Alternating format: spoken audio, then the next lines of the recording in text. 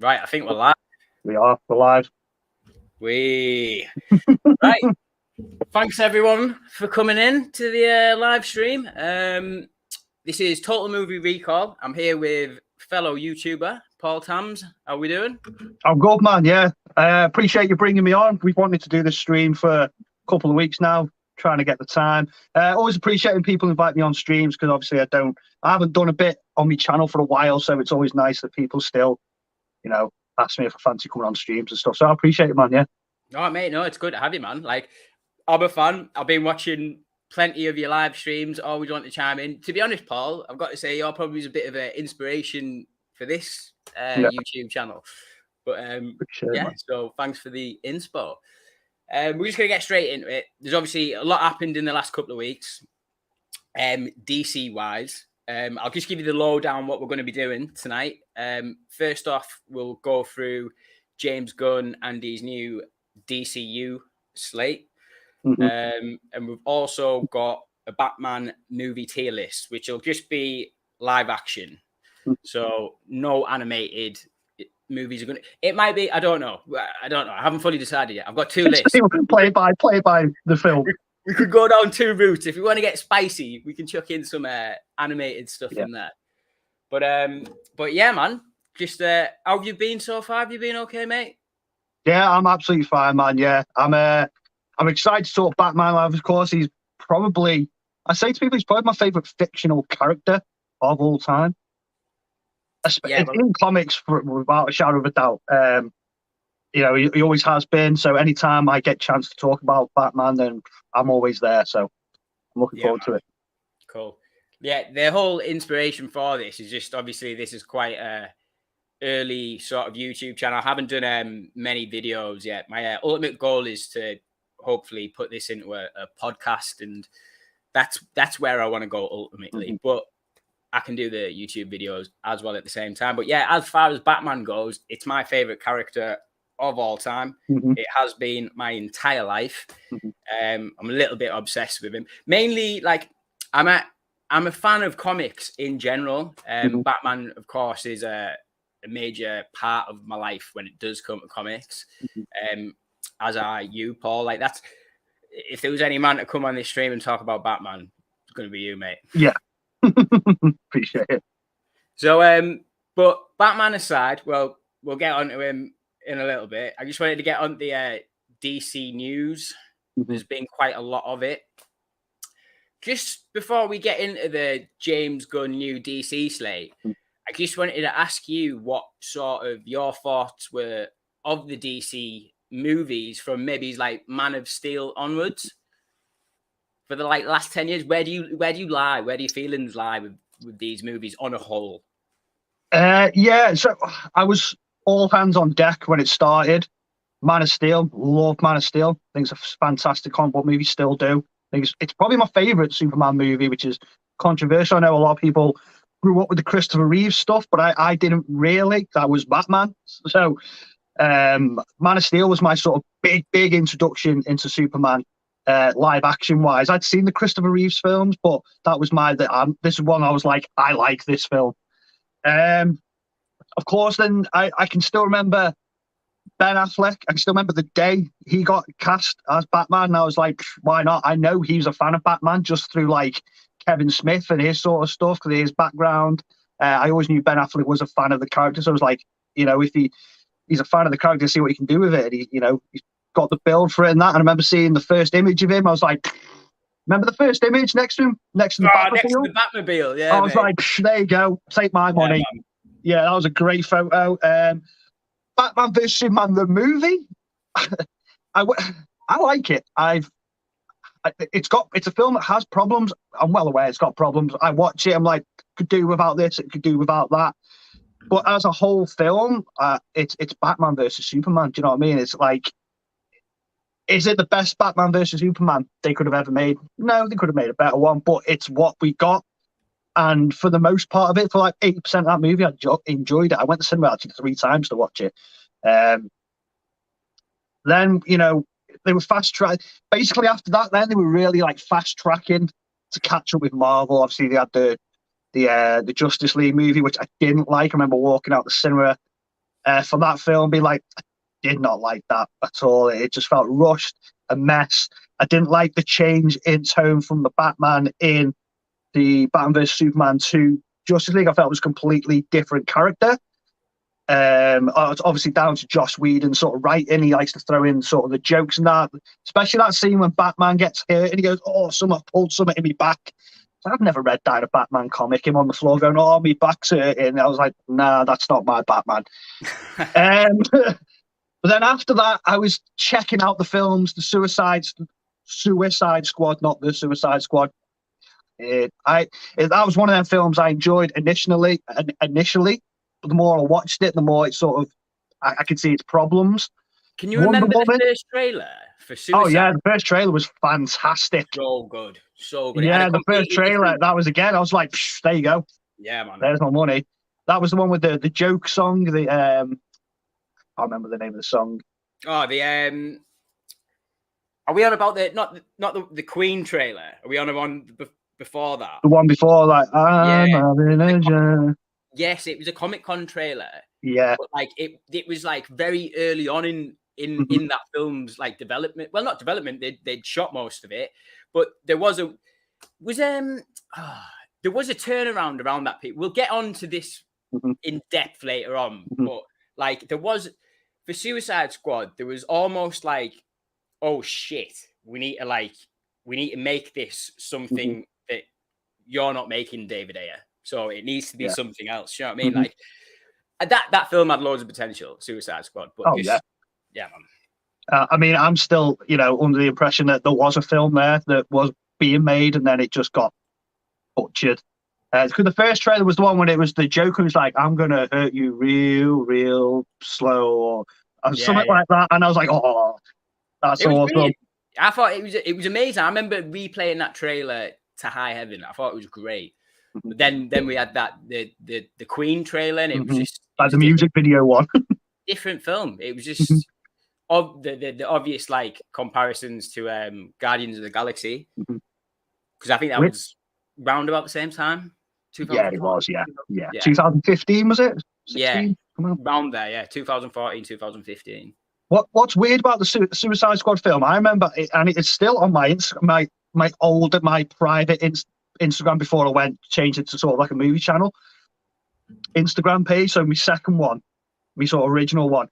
If you go back to like 2013, there's actually a fan casting that I did say after watching Wolf of Wall Street, saying I would absolutely adore if this new girl on the scene, Margot Robbie, played Harley Quinn, because I was watching Wolf of Wall Street going, she looks like Harley Quinn. And then I remember when it was cast, I was like, he's listening to me, these lot.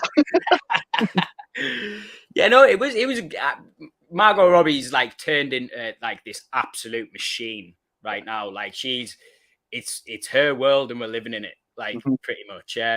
She was amazing casting, amazing. Yeah. She really made that role her own. Like I really liked her in that, and I liked her in the Birds of Prey movie. Like that Birds of Prey movie isn't amazing, but I get like a little bit of a kick out of it. She's the selling point of it. Yeah, 100%. Yeah, but we had after the Wonder Woman and stuff, they started. I think Shazam come out, and then Aquaman, and I was sort of like, to be fair, these sort of characters like Aquaman, I'm not really a big fan of anyway. So I was always like, I just want to see what they're doing with Batman, and if they, we get the Zack Snyder Justice League and whatnot. But I got to a point with DCEU where I was just watching it just because they were DC comic book movies. I wasn't too fussed on what they were doing. I felt like it didn't really have any sense of direction. There was movies I liked. The Suicide Squad, James Gunn one. I didn't really like Wonder Woman 84. Didn't like Shazam. Really wasn't a fan of that movie. So it's sort of my hype was up there, and then it just, as the movies were coming out, it sort of fizzled out, and I was just like, they're sort of losing me now. I think obviously like it hasn't helped with like the studio, as in like Warner Brothers. They've had like 10 different bosses in like the last year. Yeah. Over exaggeration, but they've had a few. Do you know what I mean? Like there's been no like sense of clear direction within that company whatsoever, which pretty much brings us on to James Gunn. Now, this is one hell of like a comeback story. Like from being fired from like Disney Marvel to being rehired for, I think, was it after Volume 2 that all that went down with James Gunn? Yeah. So you've got Volume 2 comes out, you know, all that comes out with James Gunn on the Twitter and stuff like that. Fired. You get all that like with David Tisa and Chris Pratt and stuff, like deservedly so, to be fair, like backing up a guy that they've clearly got like a really good working relationship with. It just made them a lot of money. Yeah, man, like 100%, because I don't know how like integral James Gunn was to the casting of them first two Guardians films. Like, I think he was quite all hands on for it, you know. Yeah, well, they made him a pretty much producer going from that, like to the was it? I'm sure he was a executive producer on Infinity War and Endgame. Oh, I don't know. Was he? Yeah. Yeah, I think it was definitely on Infinity War. I'm not sure about Endgame. I'm not sure, but 2 seconds. I'll just get to some comments. Sorry, guys. This is first time doing the comments. Video taste is all right, Gareth. I'm Batman. I'm Batman. So we've got 2 seconds. Mirror Kisser. Evening, lads. Over the last few weeks, I've binge watched every DC film, bar Birds of Prey and Shazam. Watched in chronological order, not release. And Batman v Superman Extended was easily my favorite. Yeah, man, I've got to say, right, like just as far as my opinions go of Batman v Superman as a whole, it's got way better over the years for me. Like it's 100%. Like I watched it twice when it came out, but like I watched it first with my partner, then I went back a second go. And it was, you know, like I think you get swept up in all the like reviews that come out at the same time. And it really does sort of, for me anyway, not so much now, but definitely back in 2016, that it would sort of like shift my opinion in different directions. And you've got to, I think, let the dust settle with a film and leave it, I don't know, a year, whatever, and then reevaluate. Do you know what I mean? Which I've done with the likes of the Batman. There's been enough time there that I've got way different opinions than what I did 8 months ago, but we'll get onto that. But yeah, Batman v Superman, Mirror Kisser is a bit of a dynamite film for me. I enjoy it. Like I said, I enjoy it. Like it's one of them. It's a versus film for the starters. It's a versus film. So if you read a Batman versus Superman comic or a team up or one of the animated movies they've done, they're not. You just want to see the two characters on the screen together, and I think they give us enough. You know, they messed up a couple of things, but I think they give us enough where I was like, oh shit, it's Batman and Superman on screen together, and good representations of them as well. Yeah, I think it definitely like served that film well, having like a Dark Knight Returns fanboy directing it. Do you know what I mean? Which is totally cool by me. It just, that would not have been my second film in my saga, my DC saga. Yeah. But anyway, I like Zack Snyder. I've got nothing against. I'm a fan of Zack Snyder, always have been. I am. I'm not a Snyder bro, but I'm a Snyder fan. Do you know what I mean? Like I don't tarnish anyone else who's got a different opinion than the Snyder fans. Like that's cool. I like Snyder. I actually give him a bit more credit. I think he understands comics as well. People say he doesn't. I think he does. He's a fan. He's a fanboy. That's what he is. Mirror Kisser there, just with by the alien nonsense at the end. Doomsday fight was okay, man. Yeah, I think it's the fact that it come out of nowhere. It sort of weaved in about the film, but then it was just like we need that third act now, that big fight. It's happened in the comics, it's happened in the animated movies, but to see that in your second DC film without really sort of building the character up, you know, they sort of just weaved him through the film and then hit with him at the end. It did feel like it was, I don't know, yeah, I enjoyed the fight itself's cool, but I think it could have been held for a different movie. Totally. 100%. Andy, Electric Geek, how we doing, mate? We've got Wonder Woman. Jesus, needed a hard drink after that one. Fucking too right, man. It's a shame that Pedro must be regretting that one. He's got a few decent memes out of it, but that's about it. But I don't think Pedro is regretting anything right now because he's the man of the hour. Why me and Paul have got to be quick time here because we've got to get out of here and watch The Last of Us. But hang on, I've got another one from Andy. Keeping it going, mate. I love it. Batman v Superman had the impossible task of following the Nolan trilogy. That didn't help with initial reaction. Oh, of course, yeah, 100%. 100%, yeah, 100%. And it's still not helping now. It's really not, yeah. You try and follow up 3 of the best comic book movies ever made with another Batman movie. You need to be hitting every single beat, you know. And it was, when was it? It was like 3 years later, wasn't it? It wasn't even that. It felt like Dark Knight Rises, then all of a sudden it was Batman vs Superman. Like, it felt so quick. I think Rises came out in 12, and Batman v Super. It was initially supposed to come out for 2015, but then it came out 2016. Okay. I remember the whole announcement that Batman v Superman. It was a big deal when it got. Yeah, do you remember the Comic-Con announcement when they put the logo on the screen? Everyone was going nuts. Didn't you have who was it? Henry Lennox come out and voice like a. He did like a monologue from the comic, didn't they? Yeah, it was so good. So they were the days, man. I tell you what, right? 2015, 2000. Well, no, I'd say like 2012 to 2015. Comic-Con, so good, man, so good. When all the studios were sort of like not in this weird like, oh my god, I've got to have my film on that streaming, and you're not allowed anywhere near it, and I'm taking that. But when everyone was just a little bit more chilled out, them Comic-Cons were spectacular. Man. They were exciting times to like look forward to. Like I remember being in work.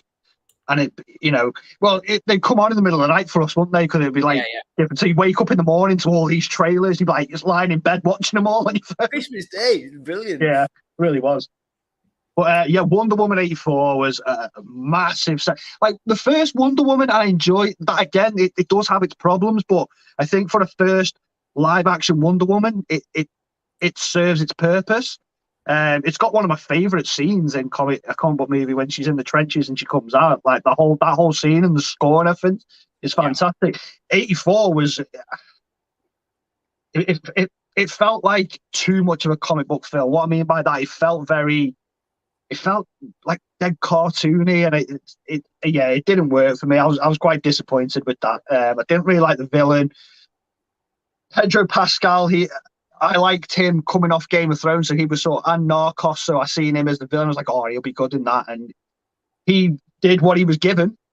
He was probably like this, you know, Patty Jenkins directed him that way, so he's just done what he was asked to do. But the film itself, it's a film I probably might never watch again. No, never again. I think the problem with that film is just like, there's... Again, like another weird tonal shift from the first one to the second one, which is bizarre because it's still directed by Patty Jenkins. So you would have thought there'd just been like a clear through line. Wasn't it written by that one though? Whereas the first wasn't the first one written by David Goyer? Oh, right, interesting, right. And she wrote the second one. Right, that makes a bit and she I don't want to get controversial, but she's very woman power, feminism, and you can feel that tone. Wonder Woman is that, you know, that is the character, is the embodiment of feminism. If you ever have a film to have that empowerment, it's going to be Wonder Woman. Do you know what I mean? Yeah, like, but like the second one, it felt like she was really like knocking the egg of it in the sequel. There's still a way to do it, and maybe it's not like having it that on the nose is ideal. I'd be interested to know what her third pitch was for the third movie. Third one, yeah. Well, I mean, like she was in running to do a Rogue Squadron movie, wasn't she, for Star Wars? And then I'm going to presume off the back of the unsuccess of Wonder Woman 84, they sort of just took that under the rug. Like, no, I'm not doing that now. I think she recently came out with a comment recently that was like, I think it was a full-on statement that she released, stating that she wasn't fired from the next Wonder Woman movie, and it was like sort of an amicable departure. But yeah, it is what it. Gal Gadot, I don't know where, like, so Paul, let's just get into it. James Gunn, DCU, he's announced this new slate. Yeah. I've been waiting for it for a while. I knew it was coming. I think it's about 2 months ago he announced it, or maybe it's 3 Yeah. months ago. So everyone's been like teetering at the hooks to like get the hooks into this like news. It's been released. I'm pretty happy with it. I'm pretty happy with it as a whole. I think it captures every corner of the DC universe. It's got like the magical element, it's got the street element, it's covering a lot of angles, which I'm quite interested to see if he can pull it off. Just as a whole, what do you think of the lineup as a whole? I mean, like initially when they announced that he was coming over, he was leading DC. I was like, why not? He's give us one of the best DC movies. He's give us two of the best Marvel movies. He knows comics. He's a guy who knows comics. If you follow him on Twitter, the guy knows what he's talking about. He gave us Peacemaker, one of the best comic book shows from last year. So I can see why they put their faith in him. Why not? I've got faith in him. The lineup, though, when he was announcing it, like you said, yeah, he was giving us stuff from all corners of DC, like you said, the magical stuff, the street stuff. But he did throw some curveballs in there, which I was like, I'd be interested to see what they do with that. Now, when I watched that video he released, I watched enough Slate videos now from Marvel, from Star Wars. This is our slate. This is what we're doing. I'm accustomed to them now that I know that they can change their ideas or their shift their dates around or even scrap a movie like that if they wanted to.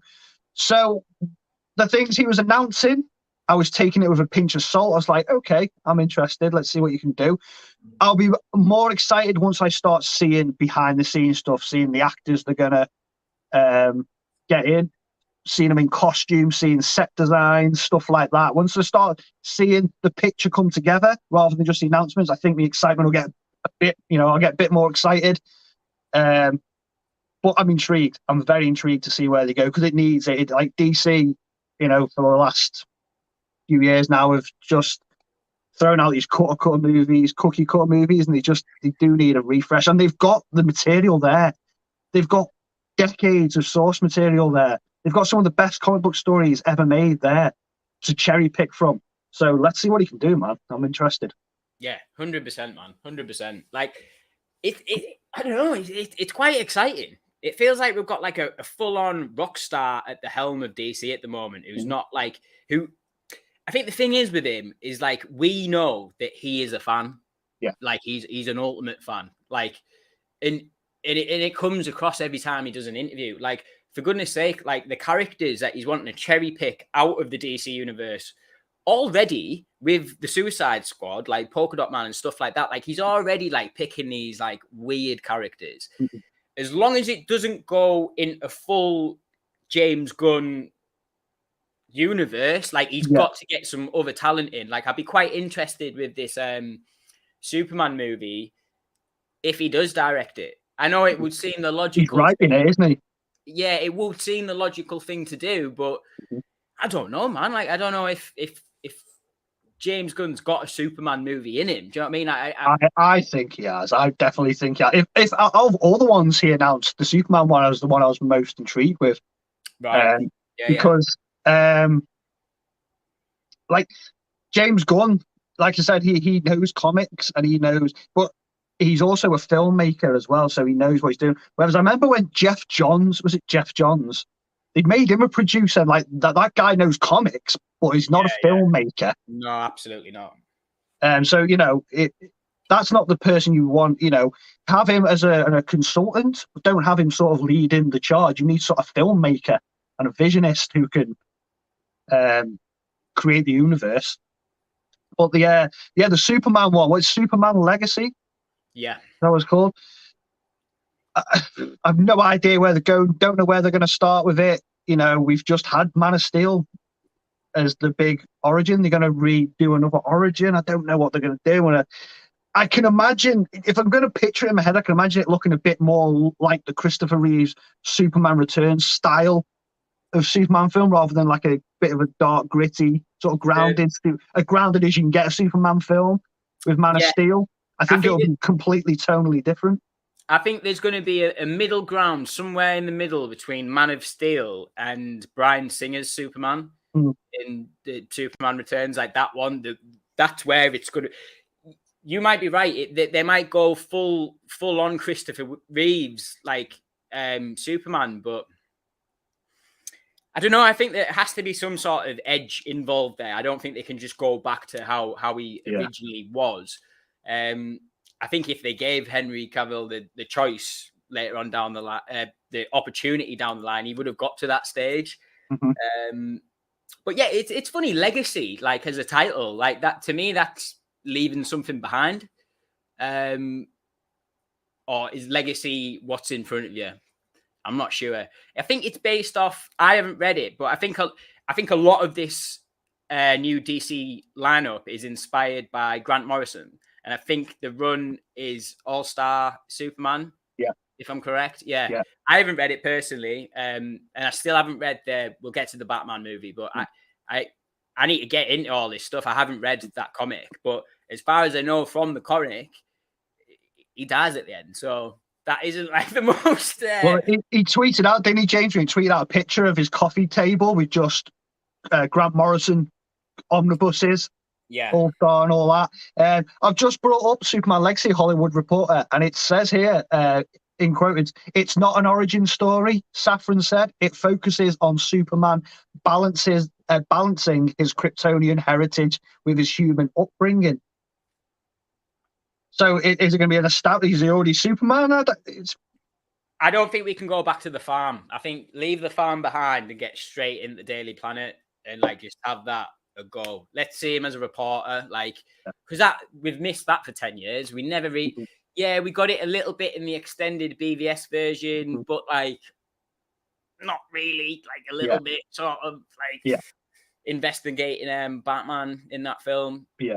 But it sounds like I just want to see more of like the Jimmy Olsen's and stuff like that, and his day-to-day life is not going dark straight away is what you want it. I mean, he's one of them characters where I like the dark sort of grounded, as like I said, as grounded as you can get a Superman film with Man of Steel. But at the end of the day, Superman is that big of a character. He's sort of like larger than life. That he fits in that sort of film. Like he fits like the Reeves films and the Bryan Singer film. I think as much as I love Man of Steel, I think I still enjoy that version of Superman, that sort of larger than life character. Like you want like a comic book movie, if you like. Yeah, totally. Superman has to be. It's like James Gunn recently said. It's a 4-quadrant character. Like everyone should be able to go and watch a Superman film and get something out of it. Whether it's your granddad, your grandson, or everything in between. Do you know what I mean? Yeah. I'm looking forward to Superman Legacy. I'm also pretty intrigued about the Supergirl movie that's inspired by the Tom King run. Now, I like Tom King. Apparently, they're getting Tom King in to be like a writing consultant, for this whole new slate, which I love. I think that's one thing James Gunn's got in his back pocket, which now I won't go there, but he seems to be getting these like comic book writers in to flesh out this overarching story. Tom King, he's good. He's a little bit hit or miss for me sometimes, but his recent Batman and Catwoman run wasn't amazing. It was a lot of like build up.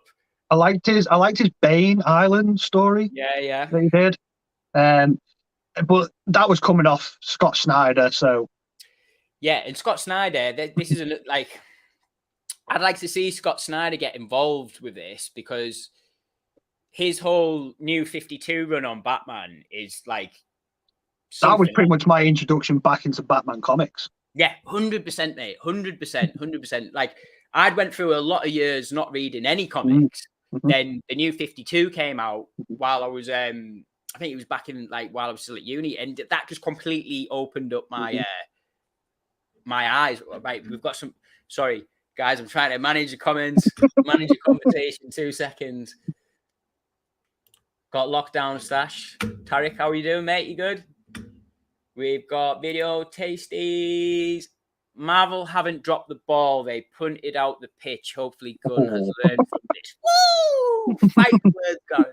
Fighting words. Yeah, we'll see. We'll see how that one goes. For me, the thing with Marvel, I think we're used to them now. We're used to their films. We're used to, 10 years ago, we were like, wow, these are the best. These are the new things. Now it's like everything. You get accustomed to it. The magic isn't there as much anymore. That's how I look at it. I think I'm so accustomed to what these films look and feel like now that when a new one comes out, I'm not the same as I was 10 years ago when I was like, oh my God. Because I think that's what it is. For me anyway, I think it's because I'm so accustomed to them. I still enjoy them. I haven't got Marvel fatigue. I know people say they've got fatigue. At the end of the day, it's like saying I've got comic book fatigue. Like you're watching a comic book on the screen rather than reading it, So it's, and I think the last Marvel Phase 4, I think COVID had a little bit to play. I don't want to make excuses for them, but I think the slate was a bit all over the place, and they were trying to move around COVID and delays and stuff like that. And at the same time, introduce new characters. I'm still on board with Marvel movies. I always will be until they really start dropping the ball, but I don't think they've dropped the ball just yet. I just think they're sort of building back up again from the hype of Endgame. Yeah, 100%, mate. I'm sort of with you there. Like my enthusiasm for them has definitely dropped. Anything sort of past Endgame, if I'm being totally honest. Like I've enjoyed sort of everything that's come out, sort of. Haven't felt the need to rewatch anything. Yeah. Which has never been the case. I've always had like an urge. Like Civil War comes out, you go and watch it. It's like I'm going back there at 9 o'clock in the morning, watching it again, and I might even go later on in the day as well. Do you know, I haven't had that. I think we will get that back again. We just need that film to bring us back. I think it's a bit of a weird one with like Marvel at the moment. Like, and there just doesn't seem to be any sort of focus on a particular character or characters to like latch onto. Yeah. So I think for the last 10 years, we've had Steve Rogers, Tony Stark to sort of like lean on, and whichever takes your fancy at the time, you invest in them, and they felt like proper leaders of a group. Do you know what I mean? And I think with this new phase, it just felt a bit directionless. Like it hasn't really had any focus, and it hasn't been helped by the number of things coming out, in my opinion. Like this is not me bashing on it. Like I've watched everything that's come out. It's just like I haven't felt the need to either watch it again or get online and talk about it. I mean, like Shang-Chi was a film I really, really enjoyed.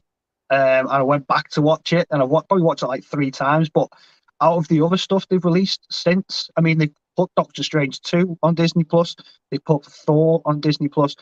They've just put Wakanda Forever on Disney Plus. I've not rewatched Thor. I've not rewatched Doctor Strange, even though they're right there on my streaming service. I can watch them anytime. Wakanda Forever, I watched again the other night, and I wasn't completely sold on that film. The first time I watched it, I enjoyed it. I liked it. It was a nice tribute to Chadwick Boseman, but I've said to people that I couldn't help watch the film thinking this film would have been so much better if Chadwick Boseman was in it. And whilst I'm watching it, I feel like I can tell it's been rewrote around him not being in it. And I think that hinders that film for me. Even though there's people out there who have read the comics, and there are comics without T'Challa, and it's all about the legacy of Black Panther. But I think for a second movie, that they had to go there quickly because they didn't want to recast. So instead of getting Black Panther 2, we've got a film that could have been maybe like the 3rd or 4th one down the line. And actually, I rewatched it again the other night, and I was still a bit like, there's elements of it I like, but again, it's not one I could see myself revisiting often. No, I'll say something really unpopular, but like I think they should have waited like 5 or 6 years on Black Panther, then recast the role. I 100% think they should have recast it. Only because I know for a fact whoever they would have got in would have respected, would have respected the hell, and you would have seen him in an interview say, "Listen, I'm not here to take over Chadwick Boseman. I'm here to respect the character." I can imagine if Chadwick Boseman was still with us, he would have said, "Carry it on, give it to someone else, take the reign." Initially, they have in the films. They've given it to, spoilers for Wakanda Forever. They give it to his sister in it. She's now the new Black Panther. But I think, we had a couple of films with T'Challa, and as an audience, we were getting used to that character, and for him to be just gone. I don't know. I can imagine there was a lot of discussion in the Marvel writing rooms and that, and they had to, come up with an idea of what to do. But I initially would have done that. What you said, I would have waited a while, recast, but then come out, with the information like, listen, this is where we're going. We brought this actor in. The actor could have gone out and saying, I'm going to respect this character. I'm going to do this for Chadwick Boseman. And I think he would have got the audience around on it. Yeah, 100%. 100%. Just left it a couple of years, then recast. It's just too good of a sort of character and an integral character to sort of chuck away so early, in my opinion. Mm-hmm. Like, especially when it comes to, like, if you want, like, I hated the whole Illuminati thing in Doctor Strange. Like, I love the Illuminati. I just didn't like the way it was, like, handled in that film whatsoever. Mm-hmm. Like, technically, the first X-Men, like, proper X-Men that we've seen, like Charles Xavier. Yeah, I know Wanda Maximoff and stuff like that, but they've beat it around the bush on that one for years. You know what I mean? So, like, to have this first introduction to, spoilers for Multiverse of Madness, but like, to have our first introduction of Professor X and Reed Richards in the Illuminati, which is, like, so cool, and to have it done, I don't know, it was just, it rubbed me up the wrong way, man. It felt like a very forced scene in the film to me.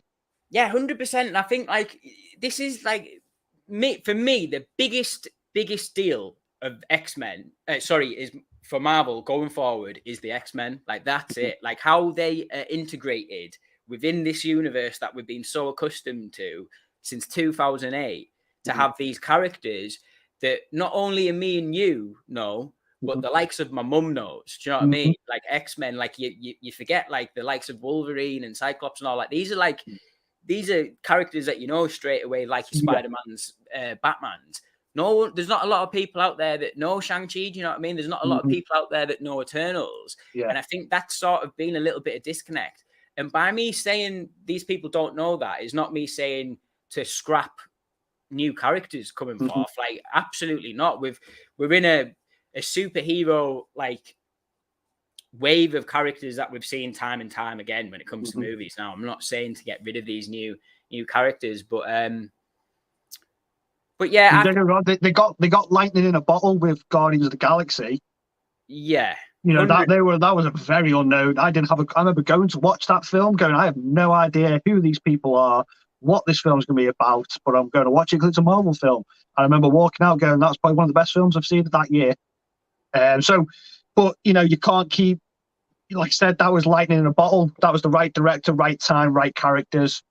Shang-Chi, I like Shang-Chi. I'm looking forward to seeing more what they do with him. Eternal, I liked Eternals as well. I didn't hate that film. I think it was enjoyable, but I'm not as excited about seeing them again as I was with Guardians of the Galaxy or Shang-Chi. I'm quite excited to see what they do with them next. The Eternals, I'm not so much with.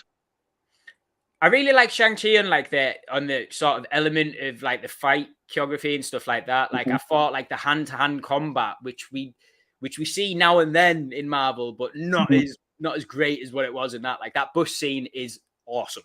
Yeah, awesome. It's like it basically we're trying to make a comic book martial arts film. Now, is it the best martial arts scenes we've ever seen? No, but for a Hollywood one and a comic book one, I thought it was, entertaining enough. And I think that was the element of it I really enjoyed, that it felt like a comic book martial arts film. Yeah, man. Right, Paul, we'll just get some of these comments, mate, just because of wrapping in. Sometimes being the man can be the downfall. He kept saying how these projects are his passion projects. It shouldn't be about all the time, if that makes sense. As far as James Gunn goes and all this being his passion project, yeah, this is what I mean. Like, at the moment, right now, there's half and half. There's a good level of it. There's like Creature Commandos, like, come on, like, that is straight out of, like, a James Gunn sketchbook. But that's cool. That's fine. I thought it was absolutely bizarre that was the first thing he mentioned. But I've literally got a picture up of him right here as well. Yeah, he's got I think Weasel's in it from the Suicide Squad. Yeah. It's a bit of a take on like your classic Universal monsters that somehow Marvel are allowed to use. But yeah, man. That's right up his street, though, isn't it? That's straight away. I'm looking at that cast of characters when that's got James Gunn written all over it. Yeah, 100%. And maybe that's just like a nice thing, like as the first thing he puts out, something that he's comfortable with, that he knows it's going to get pretty good reviews coming out.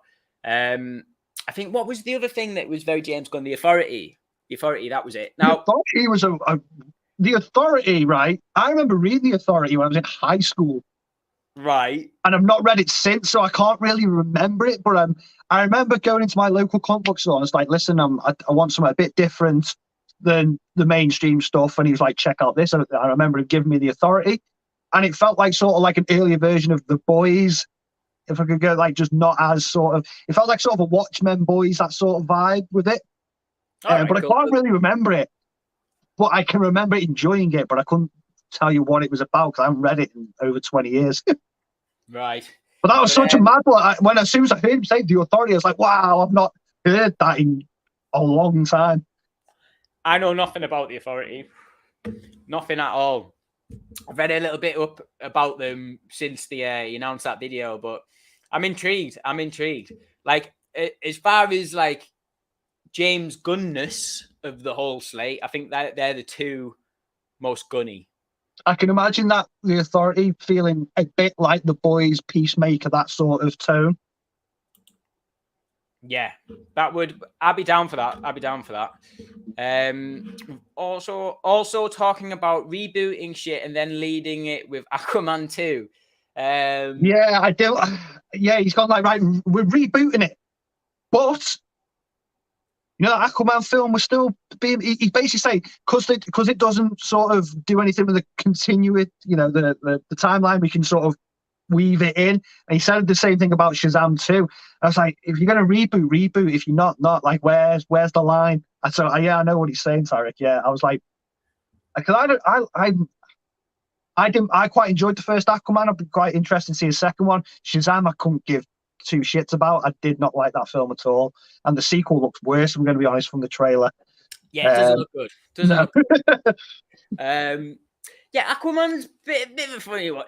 So as far as I can like gather from like watching his video and stuff, he glossed over Shazam and Aquaman pretty quick. He was just like sort of doing a lot of this, a lot of that. Like they're just in the background somewhere over here. He's like, well, we'll see how they get received, and if they make money, we might use them, sort of thing. Basically, if they make bank, we'll keep them. Yeah. But yeah, man. Bit weird. The one thing for me is like, I think they're just keeping very, very quiet, and everything's fine with these like Aquaman and Shazam and stuff. Then the Flash is going to hit and completely change the game. Like I think, but the Flash comes out before Aquaman 2, doesn't it? Yes, the Flash is this year, right? Yeah, June. Yeah, June or July. Close. And James in that video said it's one of the best comic book movies he's ever seen. He's going to say that. He has to say that. He cannot go. He's not the only person who said that though, which is a bit like I find that. Well, we're getting the trailer this weekend. We're getting it at Super Bowl. Yeah, I can't wait. Fucking Daddy Keaton, come on. Yeah, but yeah, I mean, like Lockdown Stash. I know he was a good friend of mine. He's massive into his comics. Out of all the films that he has announced, which one you're excited about or intrigued about? For me personally, shocker, Batman. Yeah, but you know what, right? I had such a like visceral reaction to that announcement because of Damian Wayne. Mm-hmm. So don't get me wrong, like all I've wanted since the 90s is another take on Robin. Mm-hmm. Joseph Gordon-Levitt at the end of Rises isn't it for me? No, don't go there. No, the amount of people I had to tell about that, I was like, oh, he's going to be the next Robin. I'm like, no, he's not. Like, Nolan would never do it. He would never do it. And there's something about Robin, man. There's been a curse set on that character since '97 Yeah. with Clooney and Chris or whatever. Chris Like O'Donnell. it shouldn't have put that dampener on that character for at least 20 years. Do you know what I mean? Like, well, more than 20 years. He's never had a live action debut. Yeah, that Titan show is okay, but it's all right. It's just not amazing. Do you know what I mean? Like, if that's going to be like my only Dick Grayson in the last 20 years, that ain't going to cut it. Yeah. So I thought Brave and the Bold, when I first heard it, I was like, oh, sick, brilliant. We're going down a Robin route. But we have skipped so many years of not just Batman's life, but like all them characters are just Dick Grayson, Tim Drake, Jason Todd. We've also, it's supposed to be a reboot of the universe, and we're coming out with a movie where Batman's been in a relationship with Talia al Ghul, and they've had a kid.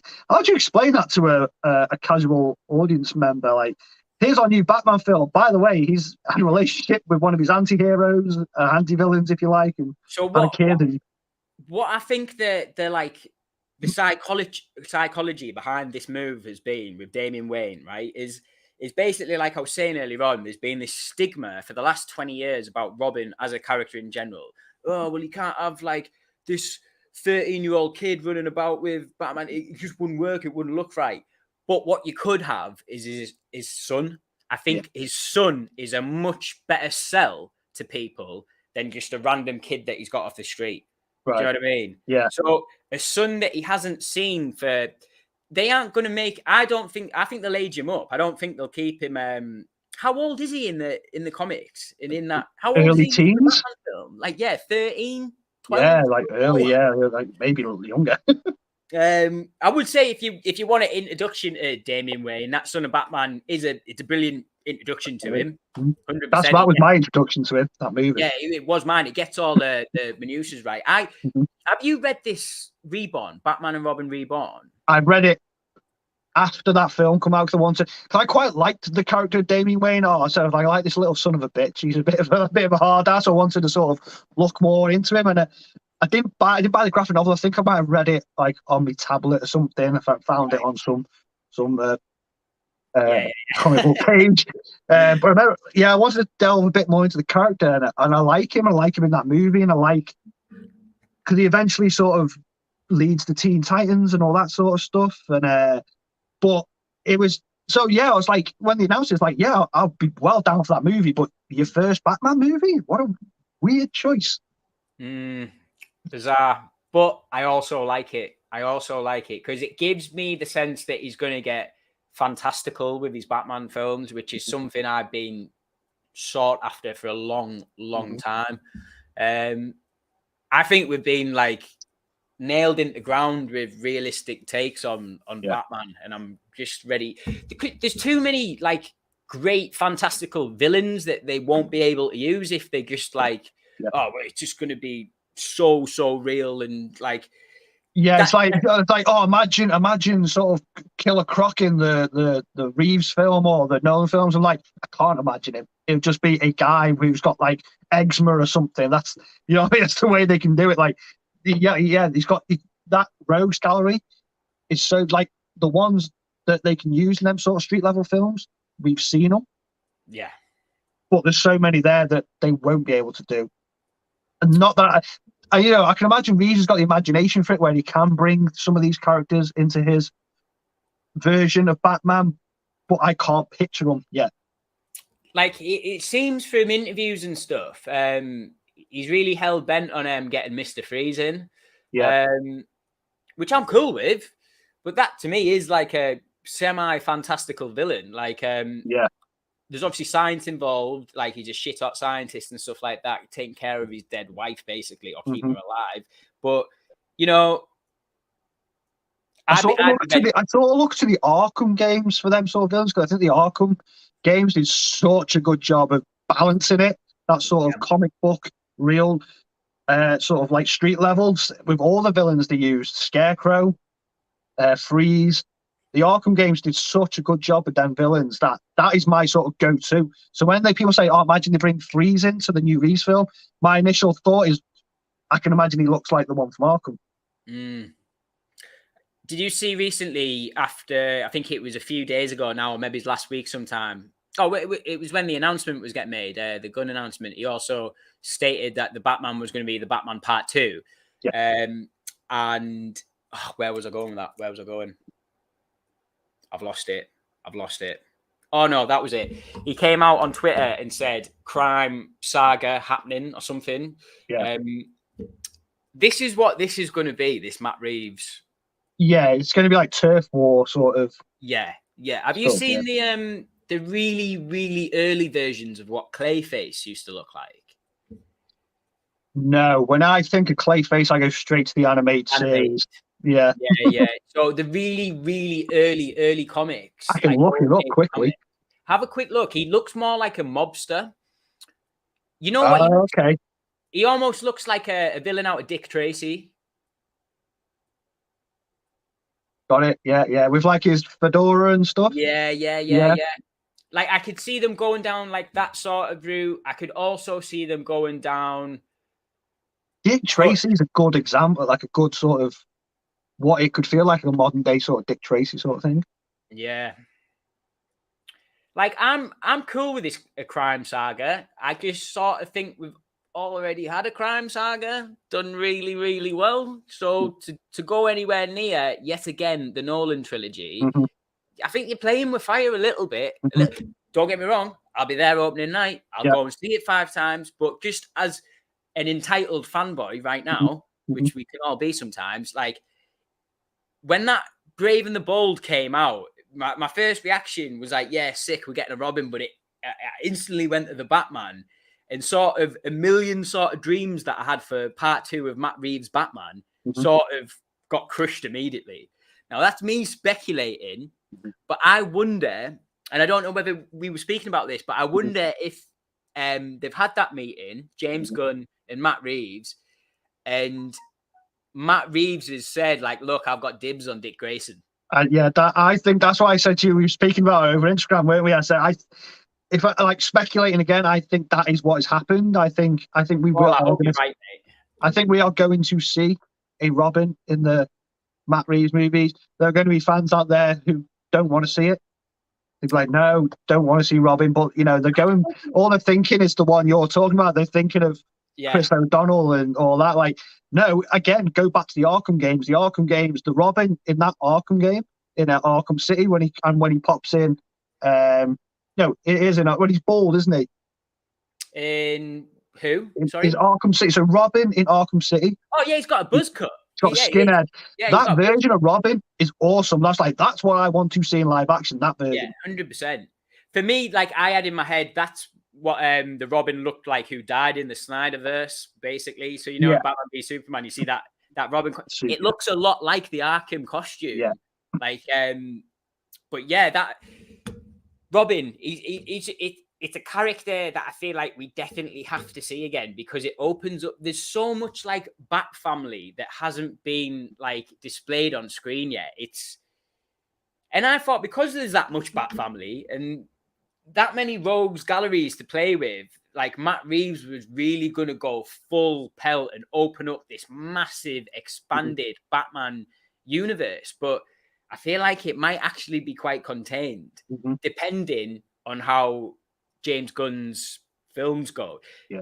Paul, we might get the first film out of it won't be the first film, even if the first film did really bad in Gunn's universe, they'd still make that second one. I think it's the second one you've got to look at and go, is this going to make bank? What is the first? Is Superman Legacy the first film coming out on the slate?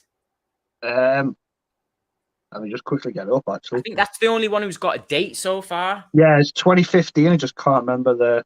Yeah, I think it is, I think it's like July 2015. Right, cool. Yeah, so we're going to have a Superman film and a Batman film in the same year. That's going to be pretty sick. I'll just go through some more comments. 2 seconds. Yeah, Superman Legacy. So he's got the 2 animated ones, the HBO Waller series and Creature Commandos. It's animated. First big theatrical Superman Legacy. Cool. That's the one you've got to open the gates with. Yeah. Definitely. But going off just quickly, just talking about Robin, I think there's people out there who don't read comics. That's cool. That's fair enough. So their only perception of Robin is just what live action has shown them. Yeah. So they're going, oh, that Robin is in the one from the Batman Forever. I'm like, have you read some of the Robin stories in actual comics? Because they can pull all sorts from them and give us a fantastic Robin in live action if they wanted to. But I think the casual fans are so accustomed to the Robin they know from what we've already seen in live action. That's where, as soon as you say Robin, to a non-comic book fan who just likes the movies, they're going straight to Chris O'Donnell. Yeah, fair enough. But I imagine a lot of these people saying they don't want a Robin also were like, oh, what? Robert Pattinson, bloody Twilight boy, Twilight Saga. Like, yeah, he's made some banging films in the last 10 years. He went from one of my most hated actors to one of my favourites over like the span of 5 years. Yeah, same, mate, same. Right, we've got 2 seconds. Use them as got something that's like Lucasfilm still does with Lucas. Do they still use George Lucas as a consultant though? He just comes on set, goes, "Oh yeah, I like the little baby." Yeah, true. Electric Geek, Lockdown Stash is onto something. He is indeed.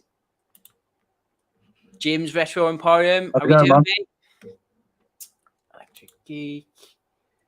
Small point, but I like that Gunn has stated that the Batman and Joker timeline will clearly be labeled as standalone Elseworld iterations going forward. It was getting confusing. So yeah, Paul, this is the other thing, isn't it? Like, how confused are people going to be in the next 10 years? Yeah, well, haven't they called it the DCE Elseworlds? Mate, I know there was a DC line back in the day called Elseworlds. Yeah. I thought they should have went with Black Label. So Black Label would have been cool, yeah. Yeah, man, just keep it as they do with the comics. But yeah, I tell you what, I'm really excited for that Joker film with Lady Gaga. I've done a full U-turn on that film. Asked Batman done me out straight away when I heard it was a musical, but I've come around to it. The first thing I went to is like I can imagine it's all just going to be in the heads. Yeah. It's going to be that zany of a film that they'll be thinking about something, then it'll just go into some mad music, sort of like what musicals do. Yeah, totally, yeah. Do you know what I mean? It's like it's sort of in the heads. If I was a betting man, I think that's what they're going to do with it. That's how they're going to do it. But Lady Gaga's Harley Quinn, I've seen sort of mock-up pictures of her, and I was like, yeah, why not? I don't mind the casting. Like, it's not necessarily like Lady Gaga's casting that had me like up in arms about it. Really, it was just like, I think the musical aspect. Like, I'm such a dour person. I like watching really dark, dour things. So like something like the Batman's like perfect. Do you know what I mean? Then Joker was even darker than that, to be fair. Yeah. And I've had a bit of a turn of a leaf over the last couple of years where I used to be like, oh, what are they doing that for? What are they doing that for? And I've turned, in the last 2 or 3 years, I've been like, yeah, let's see it. Let me see it first. Let's see what you can do. It's different. That's what you've got to keep telling yourself, man. Video tasties. Hey, Jim. That moment, I honestly believe they had done was to say, "Here you go, world. Have your cameos now. Fuck off." Yeah. Was that? Are you talking about? That must be the Illuminati thing. Yeah. That's what it felt like. It was like, here's our contained Multiverse of Madness Doctor Strange film. Yeah. But you've all been saying since Spider-Man that it's going to have even more cameos. So the film, that scene literally feels like they've gone like that in the editing room with it and inserted it. It was such a jarring part of the film. And I was watching it, what is going on here? It could have been so epic. Epic.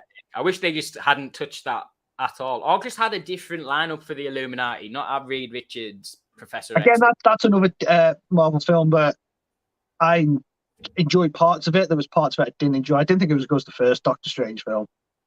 But I really liked the dynamic between Scarlet Witch and Doctor Strange in it. That was probably the selling point for me. It was just like a semi-good send-off for WandaVision sort of thing. Like that was how I didn't even see it as Doctor Strange 2, if I'm being honest. It was more like I need to see what happens after WandaVision. That was my thing. You know what? WandaVision, I would probably go as far, especially the first half of it, to say that's like probably is my most favorite thing out of phase 4, to be honest. Okay. That I thought it was extraordinary. Me and my partner were hooked on that one. Got the next comment. Completely agree. The X-Men are going to be the driving force for the MC moving forward. They just need to hurry the fuck up and introduce them. I am 100% with you there, my friend. I hope to God they don't tell us. Please don't just drop them in a film. Don't tell us. Don't even tell. Don't tell who's cast. Yeah, man. That'll be the thing that fucks it up. We'll see, like, you know what, Paul? We'll see them on a pop figure. That's where we'll see them first. Yeah, from like Japan or something, like leaked pictures and something. Yeah, man. Lockdown Stash. Also, using characters like Miss Marvel and Namor to introduce mutants into the MCU is key right now. Also, we need to remember that it's a different medium of storytelling. Yeah, fair play. I did like that Miss Marvel reveal right at the end. I was like, oh, that was nice. That was a little something. Captain Marvel. Miss Captain Marvel. Marvel one. Yeah, the Captain Marvel at the end, which turned up. No, when she says, "Oh, like her friend's talking to her," and she says, yeah. And the little guitar riff plays. Yeah, awesome, man. Video tasties, Flash. I'm looking forward. Let's see what they can do, man. You know, there's people that say it. They're saying it's the greatest comic book movie since sliced bread. That is what you may call it. That is when something goes to shit and you have to like, wow, what? They're trying to control the situation. Yeah. They're trying to. Don't worry, everything's okay. This film's going to be good. But you know, the Flashpoint paradox is such an awesome storyline in the comics, and the animated movie is one of my favorite DC animated movies as well. So if they give us that flavor in it, is it going to be a case where we have to separate the art from the artist with Ezra Miller? You know, he's a dick, but the film he's in might be really good. I'm like, it's weird because I like on my top anticipated for this year, like I had that pretty high, but like I don't want people to think it's because I'm like a diehard. I'm not even a diehard Flash fan, if I'm being honest. Yeah. Like, you know, the most like I used to watch. There was a show back in the day when we were really young, and it was like an early '90s, late '90s Flash TV. Yeah. That was great. That was unreal. Yeah. Well, it wasn't great, but it did have Luke Skywalker as the trickster, I think it was. Yeah. So he turned up in the Flash show, didn't he? I never seen the CW Flash show. Yeah, so that Flash from that show. Because I know they believe he played his dad in it. Yeah. Yes, he did. Yeah, that's correct. But yeah, I've never been a fan of the Flash per se. Like, if I've ever got into a Flash story, it's the Flash paradox is sort of my big introduction to that character. I like him when he turns up in like the Justice League and stuff, but I've never really followed much of his solo stuff. Killer Croc Nolan, a guy with I can imagine that's what it is. Like they'd have to ground it that much. He'd just be a guy with like a skin condition or something. Well, he did David Ayer sort of did the same, didn't he? But he looked a little terrible. bit. He sort of went for it a little bit. Like that was a good happy medium that I was happy with. It was a guy, a really big guy in a suit. I like that. Mm-hmm. So it wasn't like CGI, which sometimes can't be helped. But can you remember the Mortal Kombat R-rated Mortal Kombat thing that was on YouTube a while ago? I don't know whether it was YouTube, but it was these really short video. Michael J. Fox was in one of them, and like they'd done Michael J. White. Yeah, Michael J. White, I think it was, who played Spawn. I know. It was called Mortal Kombat. I can't remember what it was called. It was pretty decent though. It was just really violent. It was like if you've seen like the Power Rangers one that got released a couple of years ago, that was quite good. Electric Geek and wears crocodile skin. Oh yeah, man. No, he actually wears Crocs. Yeah. Yeah, man. But again, like I wasn't a massive fan of Killer Croc until the Arkham games. I liked that version of him in that game. Yeah, the thing is with Killer Croc, there's just an awful lot of. So you could have Killer Croc, you could have Solomon Grundy, and you could have Bane all in like the same sort of category. They all fall into that similar thing. I know where Batista's dying to play Bane, isn't he? He keeps I can see it.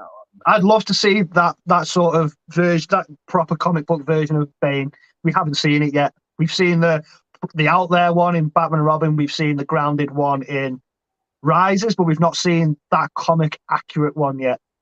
One thing I will say about Tom Hardy's Bane, like that obviously wasn't comic book accurate, but he was intelligent. Like they didn't make him a buffoon. And if you say to me Bane, Tom Hardy's where I go straight away. Oh yeah, 100%. You say the name Bane, I just instantly think the Tom Hardy Bane. 100%. Electric Geek. Do you think Robin will be better introduced in a solo movie? No, Andy. If I'm going to say it bluntly, no. Just because I wouldn't want to take the opportunity to just have them as the duo that we all sort of know. I find it so interesting, man. Robin's been such an interesting one for me over the years. It really has. But we'll just have to see where they sort of go. What's crazy, the character's a household name. Yeah, it is. Mate, my middle name's Robin. Yeah, like, my mum knows who Robin is. It's insane. Like the red and green and yellow. I want it in some sort of fashion. Then in a couple of years, we'll get on to Nightwing. Let's just get there. Oh, Nightwing solo movie, I'm all down for. Once they've established Robin with Batman. 100%. Nightwing solo movie. And I know Adam McKay was attached to one at a certain point who done The Big Short and Anchorman and stuff like that. Yeah. Bit of a weird one for that project, but that's why I liked it at the time. They got the Hangover guy to do the Joker, so... Yes, and look how that turned out. Mate, these comedy guys, man, they've got that dark edge to them. Yeah. Weirdly enough, they said that about Nick Offerman in The Last of Us. We're not getting on to Last of Us, but that's what they said, that the comedy side of him brought a different side to that character. One of the best performances of the year, probably. Yeah. James Emporium. It'll be interesting to see where they go with Robin. There's so much fun to be had. There is, man, and there's about 5. I can picture it, like I can see it on screen. You've just got to get it right. That's the key, is getting it correct. I think by the time we've had the Superman movie and seen a couple of shows or whatever, and seen what this universe looks like, and they're going to have to go fantastical with it. They just Damian Wayne is in that Titans show. He turned up in like season 2 or 3. I didn't like that version. I didn't like the guy who played him. I like Damian Wayne's got that sort of arrogant, like, cockiness to him, but the guy who played him in the DC Titans TV show was not a likable person. So you've got to find that balance as well. Yeah, Damian Wayne's almost got it's like he thinks he's like royalty almost because of coming from where he's come from and who his grandfather is and stuff like that. Like, don't get me, like, I'm not. There's a lot of people out there that don't like Damian Wayne. Yeah. It's not that I don't like Damian Wayne. He's a cool character. It's just there's so many other characters that has apparently been in that timeline that we're not going to see, or we might not get to see. I don't know. The Damian Wayne stories are nowhere near as iconic as, say, Death in the Family with Jason Todd. You put that on live action, you've got money right there. That story, put that in a live action movie. But if we're going to Damian Wayne, that's already happened. Jason Todd's Jason Todd's already had that crowbar. Like, it's not like it's an interesting one. Because a lot of Batman's like most famous like stories, especially of like the last 10 years, well, not the Death in the Family, but Red Hood has become like a really popular character from what he was like 10, 15 years ago. Like, he's become his own sort of thing now, and he's got an amazing backstory, like with how he becomes that character. But Jim's Emporium, most comedians are depressed as fuck, that's why. Yeah, man. Yeah. Right, Paul. Should we get into this Batman tier list or what? Let's go for it, man. Let's see what we've got. We'll try and get through this pretty quick. I need to share my screen somehow. Give me 2 seconds, guys.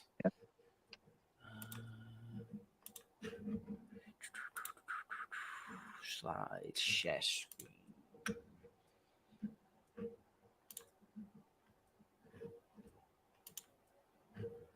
So, 2 seconds. Sorry, guys. I should have had this open beforehand. Oh, I've just remembered. What are your thoughts? Well, see if you can multitask so I can keep talking. Go on. What are your thoughts on Swamp Thing being a horror film? Oh, brilliant. I think that's sorry, guys. Oh, there we go. Oh, look at that. That's cool. Swamp Thing. Yeah, I'm quite surprised they went down that route. I've got a feeling I know why they went down that route. I think that Keanu Reeves thing is going to be getting scrapped. The Constantine film. Are they making another one? Yeah, no, it was announced a couple of months ago that he was going to do another Constantine teen movie, but this was prior to the Gunn thing, obviously. Okay. I think Swamp Thing is a good jumping off point to get some of the other DC magical supernatural guys, like Deadman, Constantine, stuff like that. So I think that's like a big part of the reason why James Gunn's put that in there. I didn't want to get to that sort of Justice League Dark sort of thing. Yeah, well, Guillermo del Toro was supposed to be doing Justice League Dark for like years, I think. Imagine what that would have looked like. Oh my God, mate, that would have looked unbelievable. But yeah, I'm looking forward to it. There's nothing on the slate that I'm not looking forward to. I'll be quite interested to see if they cast Chris Pratt as Booster Gold, because it sort of seems like that would be perfect for him. Yeah. But yeah, man. Right. And like obviously the Supergirl Woman of Tomorrow as well that's coming out. Now, quickly before we do this, Supergirl is apparently cameoing in the Flash movie. We've seen sort of behind the scene pictures of her. Is that the same one they're using for this movie? No, I doubt it. I doubt it. Okay. But I could be wrong. She might be amazing. And when that Flash movie comes out, people are just like, whoa, we want her. But I think they're doing a whole reset on the whole thing. I know there's whispers about like Gal Gadot and stuff staying on, but I just don't think that's going to happen. No, You're not going to have a 25-year-old Superman, a 35-year-old Batman, and a 35-year-old Wonder. It's not going to. It wouldn't work. It wouldn't work. Right. I'm not sure how. 2 seconds. Sorry, guys. I will be more prepared next time. So if I just 2 seconds. You know what it is? I need 2 monitors for this stuff. Right. As long as you can, so I can see that properly. As long as you can drag them onto that, then I think you should be cool. Right. Cool. Just let me know in the chat, guys, if this looks awful. Right. We're going to get into it straight away. Batman 66. What are we saying about Batman 66? The Batman 66 is a movie that I seen way after Batman 89. Okay. So Batman 89 was my very first Batman movie I ever seen. But then I did jump onto sort of the TV series, that Batman 66 series as a kid, because it was just on. And I was like, oh my God, it's more Batman to watch. And I didn't really understand much about the character at the time. So it's Batman on TV. I'll watch it. I remember watching the film as a kid, really enjoying it. But I rewatched all the Batman films before the Batman come out. And I was struggling to even get through it. I think it's one of them. Like, this is the thing with Batman. He's that big of a character. Everyone's got their first Batman. Batman 66 is probably my mum's favorite Batman. And she probably loves that Batman 66 movie because she probably grew up on it. And she'll have that nostalgia factor with it, whereas I haven't. Yeah. Totally. For me, in my history with it, it was just one of them, a lot like you when I was younger. I didn't know the difference between a bad Batman and a good Batman. And I'm sure we'll get on to that later on in the list. Yeah. But 66 Batman was just another Batman film. I just always found it weird that he was punching a shark, but pretty cool at the same time. I never watched the series. I always watched just the movie. Like the series was never on TV for me back in the day. It was just the film I had, but I did watch it. It wasn't like one of these things that I wouldn't put on. Yeah. Don't get me wrong. In like the last 20 years, I've maybe not watched it. Last 15 years or so. Mm-hmm. But I think for the time of when it came out, it was okay. It was okay. I'll give it props that it literally threw in every single fucking villain that they had in the show in it. Yeah, totally. And which was awesome at the time. It's like, wow, like every villain's in this movie. Yeah, it was pretty awesome to be fair. I like all them little portrayals as well of the villains. But yeah, where should we put this one, Paul? I would opt for. I'm not going D. I'm going to opt with C. We'll go C. I think that's fair. For the time, I think it's probably fair as well. We'll go C. Does that work? Yeah, that's awesome. I'm liking this. Sick. Right, mate. We've got the biggie. Well, especially for me, Batman '89. Yeah, man. Sorry, go on. No, it's all right, Paul. Go for it. What's your thoughts? Yeah, I was gonna say, man, that's the introduction for Paul and Batman right there. That's the one. That's the. You know, when people talk about when it come out on Christmas on BBC. Yeah. I remember that. I remember watching it. I remember having it recorded on VHS from that, watching it over and over again. I reckon I watch that film once every year. Michael Keaton is the man. Love the tone of it. I love the theme song to it. I love the score, the theme. I recently went to watch it on the big screen about 2 years ago when they were opening. Was it? I don't know if it was for its anniversary, but I think our local cinema was opening after COVID and just putting sort of classic films on. And that was on it. And I went straight away to watch it. Batman '89 is a top tier Batman film for me. I go straight to the top. What are you saying for you? S tier, yeah? S, yes. Right, I like that. I'm going to put that. How about you? How was your introduction to it and that? Right. So this is legit my favorite movie of all time. Okay. Just across the board in general. Mm-hmm. My introduction to Batman in general was weird because they'd all came out by the time I was coherent enough to really watch them on the VHSs. Mm-hmm. And we had a little VHS collection and we had all 4 of these films. So it was just like complete overload for me when I was little. And I think because of like the Kenner toys and stuff coming out as well, it was just utter Batman mania in my house. Mm-hmm. Like it was insane. Batman '89 is just like one of them movies that I put on and instantly warms my soul. Michael Keaton is awesome. I think he's awesome. And I think his Batman voice is like so underrated. I think it's probably one of the, if not the best one, because for me, it's just quiet and subtle. It's not like overly barky. It's not like consciously I'm trying to do a Batman voice. Mm-hmm. It's just like a semi-toned down from Michael Keaton's normal voice. But the biggest thing for me in why I love this film is the way Gotham looks. Like I'm a lot like I'll hold my hands up when it comes to '89 story. That it isn't the best story, but to me it's just like I'm watching one of the animated like shows, just an episode featuring the Joker. Mm-hmm. I know it's hit or miss for some people. I really like Prince, so all the Prince music does it for me. But yeah, I find it just euphoric when I watch it. I make a thing of watching it every single year. I love it. Danny Elfman's score in it, the fun, everything. Aesthetically, that film is 10 out of 10 for me. It's like the stories, maybe it's like a 9 or whatever, but it's ultimate S tier for me. It does, and I've got just so I get it out there, Jack Nicholson as the Joker. Not necessarily an amazing portrayal of that character from the comic books, but Jack Nicholson makes it his own, and he still gets the deep down horrific nature of them correct. He was skating the line of the 66 Joker, but he was also showing us what we had to look forward to with later iterations of the Joker.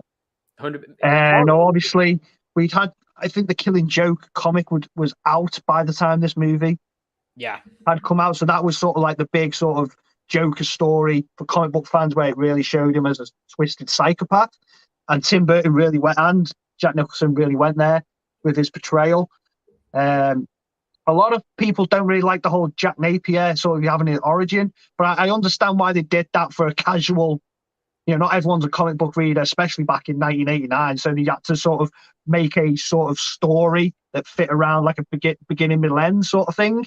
Yeah, 100%. So bring it all full circle. So I've always liked that sort of twist in the film, that it's him who killed his parents. Like, I don't necessarily think that's how they should have, that's the lore I go to when I think about the comics. I also like the idea that it's just a no one. Yeah, totally. But I like for that movie that's the story they're telling it, that it comes full circle at the end. Like, you made me, I made you. That's the sort of story at the end, isn't it? It works. Like, it doesn't not work. But yeah, that was an aspect that I didn't mind it. To be honest, Paul, back in the day, like when I was watching this when I was like a kid and stuff, it's only later on since I've read a bunch of comics and way more familiar with the law in general that it's not an issue. It's just like, that ain't how it That's went what down. I mean. You viewed it as a casual film watcher. That's what I'm saying. Like, so that with that mindset, I can imagine that's what everyone else was like. So it wasn't until we got older and really started delving into the comics and the characters that we realized, oh, that's not the actual origin. But for that film, like I said, for a beginning, middle, end, and a full story, I think it works really well. I think and the Batmobile. Oh my god, it's fucking hell, yeah, man. They've never topped it. I don't care how cool the Tumbler is. The one in the new one, that Batmobile has not been topped ever since that 89 movie. It's a legit Batmobile that just looks badass. Like, and it just falls so well in that whole like Art Deco vibe that they had for the Tim Burton films in general. What I find interesting, if we just move on to Batman Returns, Batman Returns had a different production designer and set designer for that film than Batman 89, which for me personally, I find that really interesting because, yet again, Batman Returns is like this Art Deco, like absolute behemoth, like especially with like Shrek's like whole building that he has, Max Shrek, and I don't know, like the square that they build, like the opening, like when the Red Triangle gang arrives, and like that whole sequence is amazing. Yeah, and just you get that. I tell you what, mate, it makes me hard every time I fucking see it, man. But when Michael Keaton just gets up from that seat, man, I'm like, come on. I was actually thinking as well, one of my favourite parts of Michael Keaton, what Michael Keaton does with Batman, is in the first, like in 89, when he's in the Batmobile with Vicky Vale. And they've lit it up where his eyes are in the shadows and he just looks at it. I was like, oh, that. He does it, just his facial expression. That's Batman. Keaton was just subtle. He was subtle with the way he done everything. That's why it really works for me. And you know, date it when it came out. Like you were talking late 80s, early 90s. Keaton works for that. And he really shouldn't have. Like the Beetlejuice shouldn't have worked. But Batman Returns. This is one of them things. Like it's always like comes up like, oh, which one do you prefer 89 or Returns? Paul, which one do you prefer? I prefer 89, but Batman Returns is one of them films that until I discovered the internet, I didn't realize there was that much of a sort of dislike against it. It's sort of like Predator 2 and Alien 3. It's like until I discovered other people talking about films, I didn't realize that there was people who sort of like scorn it compared to the original. Batman Returns is, I remember having it on VHS, X-Rental. I remember there was our local video shop was closing down. They were selling off all the tapes, and I bought Batman Returns. Watched all the time. I remember having the Mega Drive, Sega Mega Drive game of it, which was hard as hell. I love Danny DeVito as a Penguin in it, even though, again, now I'm old, I realise that and rendition of the character isn't quite comic accurate. Michelle Pfeiffer, the best Catwoman we've ever had. That hasn't been topped since. No, it hasn't. By a landslide for me. I love it.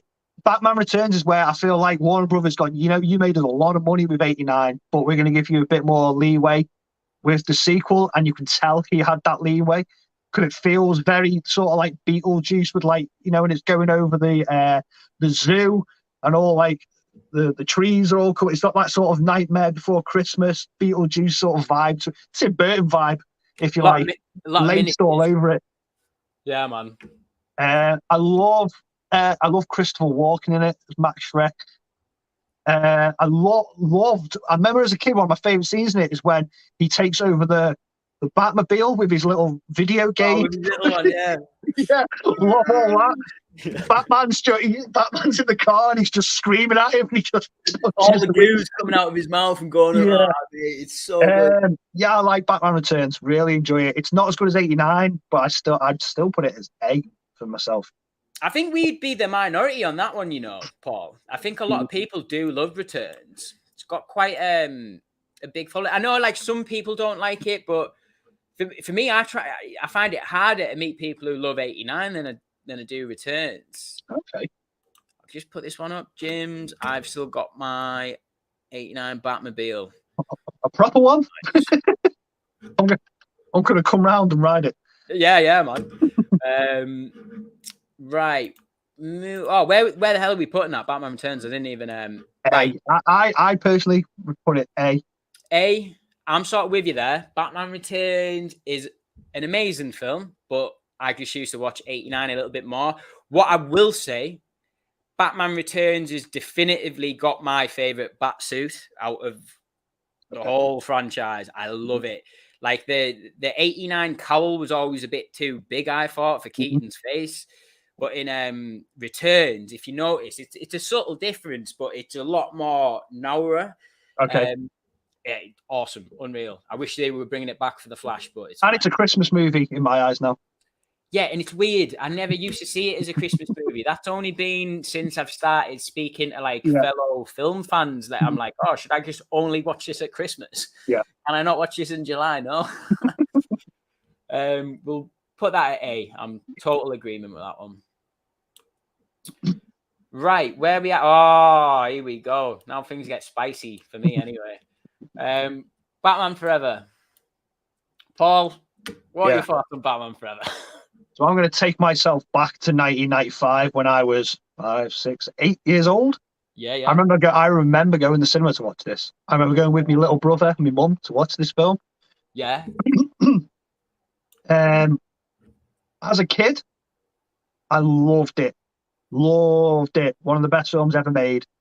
For me, as an 8-year-old, I remember the year it come out, my birthday or Christmas, my entire present haul was just Batman Forever stuff. Figures, the cars, the vehicles, all of it was all just Batman Forever, all sorts. I remember having the tie-in comic, which I've seen you post on your page. I had that as well.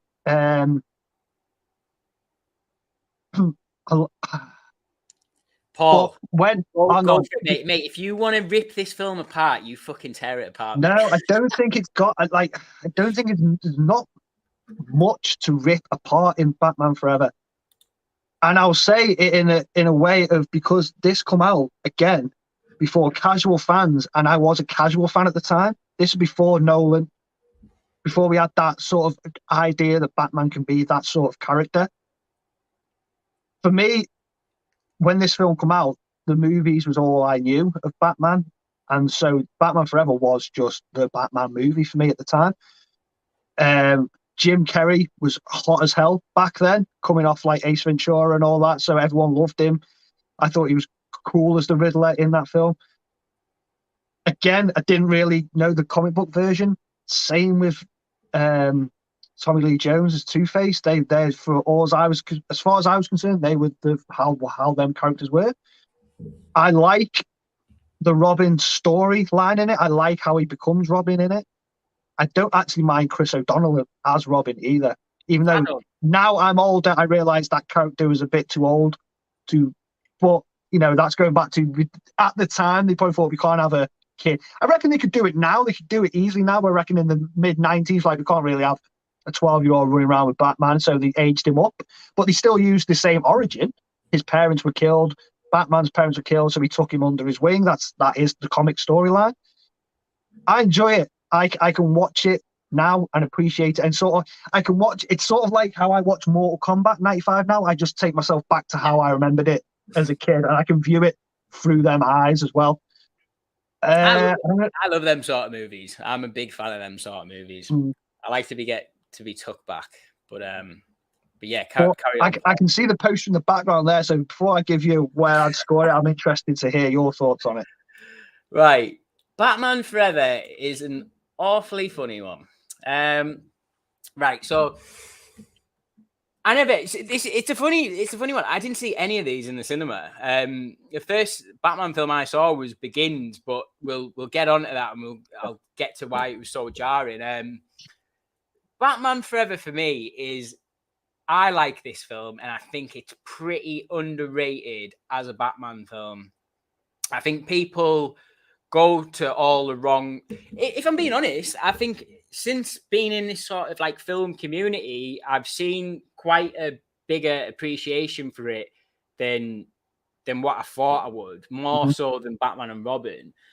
But at the end of the day, I think Joel Schumacher said as much. These were just kids' films. So when I saw these, I was a kid myself. Yeah. But I will give it credit, though. I think Batman Forever looks amazing.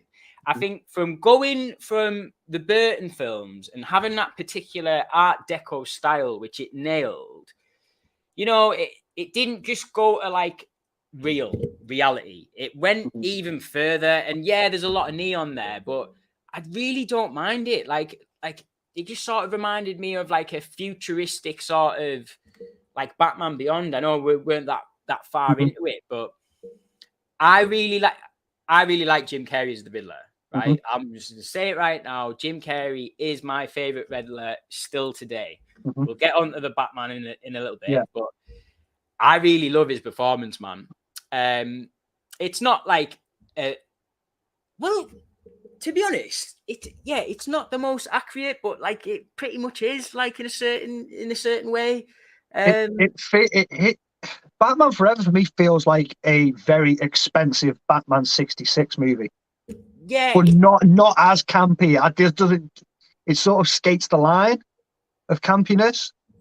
Because when you see Jim Carrey's Riddler, he feels like the '66 one. He feels very sort of like, woo!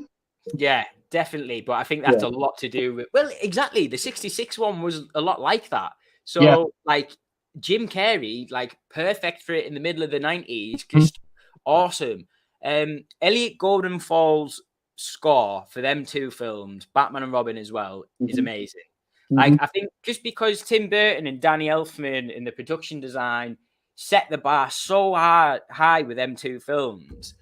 But at the end of the day, them two films weren't kid commercial films. Like, like I remember watching Batman and Batman Returns when I was little, and I like knew in the back of my head, like I'm watching a 15 and I'm 7. Yeah. Like I'm watching this because it's got that 15 logo on. I'm not supposed to be watching it. Yes, and I love it. Yeah. Then you go to Batman Forever for your like cleanser. Do you know what I mean? But it come out the exact. For me personally, it come out the exact right. Like 8 years old, Paul. Like the peak right time for that film to drop for me. Yeah, best thing ever. Like I like the casting. Like Tommy Lee Jones is Two-Face, not great. Like he's trying to match the same vibe as what Jim Carrey's got in that film, and it just doesn't work. You're supposed to be two different people. Yeah. But yeah, man, it's a fun time. I can't help but sort of love that film. I'm not gonna lie. I always loved the Batmobile. I remember having the toy, the Batmobile, and it lit up. Yeah, mate, it's on my shelf. Like it's on the middle of my shelf upstairs. It's like pride of place. Yeah. But yeah, I love the campy nature of it and stuff like that. Love it. It's. But if we're going to talk about where it should go on the list, I would, in my heart, say B, but it's not a B. It's probably a C. I'm going to go with B. mate, if you're going B, I wish We'll I put it just in B. went for fucking B, mate. It's like I said, it's one of them films you can watch. It's like I said, it's like Mortal Kombat. You watch it now and it's hokey, but you can transport yourself back to watching it as a kid, and you can do that with loads of films. Do you know what I mean? You watch Star Wars now; it's hokey, but if I was to show someone Star Wars now for the very first time, the first Star Wars, go check this film out. This is one of the best films ever made, which it is for me. Yeah, I can imagine them watching it going, "Is it?" But when I watch that, every time I watch Star Wars, I transport myself back to as a kid, and I can recreate them feels again, and that's what I get with Batman Forever. Just got Jim up here saying, "Be very careful what you say about MK95 in my presence." We're all lovers here, mate. Oh yeah, I love Mortal Kombat 95. So we've got Batman Forever in B, Batman and Robin. It's a good comedy. Like, it's got some awesome one-liners in it, but like George Clooney for me as a Batman, not great at all. As a Bruce Wayne, I can sort of get it. But one thing I'll say about Batman and Robin, right? And if Corey's watching from Big Dumb Movie, you'll know this isn't my original thought. It's your thought. But their relationship in Batman and Robin is the best thing about that film. Like, they're dynamic and they're like, you know, like sort of, it's like power vacuum with Bruce Wayne, and obviously Dick Grayson doesn't like it and stuff, and there's a lot of frustration there. I do sort of like that aspect of the film, like one of the only things. And like the whole bit where, like, you know, there's that chase in the middle of the film with Mr. Freeze, and they go off the side of the road down that giant arm. Yeah. And like go, mate, I'm all about that shit. I love that shit. That to me was brilliant stuff, and it still is when he jumps off his bike and he screams, and I don't know, I feel his frustration, man. But yeah, as far as Batman and Robin goes, it's one of them where that one I leave in the past. I've watched it a couple of times since then, but I can't really get through it. Whereas Batman Forever, I can get through that film start to finish and have a pretty good time with it.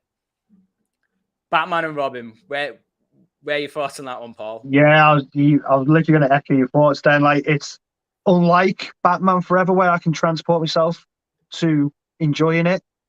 Batman and Robin, which I loved when I was a kid. When they're like 2 years later, so I was 10-year-old Paul. Yeah. Had all the toys again. I had the Mr. Freeze vehicle with the spikes on the front. I had the bikes. I had all the figures. Loved it. Arnold Schwarzenegger, obviously, it was massive when we were kids, so that was another added aspect as Mr. Freeze. I like him. I like aspects of his performance in that film. More sort of, it's like the flashback stuff. The flashback. You know what? Good point, Paul. I've never heard anyone bring that up before, but yeah, the flashback stuff with him is pretty good. Yeah, it's the first opening 15 minutes of Batman Forever. Batman and Robin that are just like, right, guys, we're ice skating in this museum. Robin's just went with his bike through the wall and made a perfectly shaped Robin logo in the wall. This is the film you're getting. Why would they have ice skates on the shoes? I don't know. Where did they come from? Where did the blades come from? I remember it gets props for Uma Thurman as Poison Ivy as well. She's hot as hell in that film. She's pretty class in that film. She knows the assignment. She knows what movie she's in. Like, that's all I can say for like Arnold and Uma Thurman. At least they were in this like weird. It's so funny as well, you know. Like, I think Arnold Schwarzenegger got paid some ridiculous amount of money. Yeah, he was top bill, wasn't he? Yeah. Wait, yeah. If you think about when that film, when it was in his career, his name's first in the credits. yeah, literally. But yeah, it Batman Forever skates the line of campiness and sort of just fun popcorn film. I think it uses it to its advantage, whereas Batman and Robin just goes off. Too out there, like it. Whereas Batman Forever feels like a family film, Batman and Robin feels like a child film to me. Now, whenever like I said, I rewatched them all start of last year or maybe the end of the year before, and I was watching this like, you're just on your phone, just like, this is crap. Like, I'm not enjoying this at all. But there are elements in it, man. There's little bits I like in it. I do like Uma Thurman as Poison Ivy. It's the only live action one we've had, so we can't really put it against anything. Bane's terrible in it. Bane is awful. Bane's really bad. I like his look, but the whole like he's an idiot. George Clooney miscast. Absolute misfire, that is. I don't even think it's Bruce Wayne's that good. I quite like the storyline of Alfred being sick. Yeah, man. Michael Gough. It's the first thing Michael Gough's been able to do in the whole franchise, and that's film 4. Do you know what I mean? Like, at least they gave him something to not necessarily chew on, but that whole aspect of him getting ill, like, it was definitely a choice to put in the film, and it made it some sort of a little bit of drama. It's the only like bit of drama that's sort of in there. Nothing else feels sort of serious or in the sort of moment. But I do quite like that element at the end, especially where it's like Mr. Freeze sort of is the one that ends up in the cure. Yeah.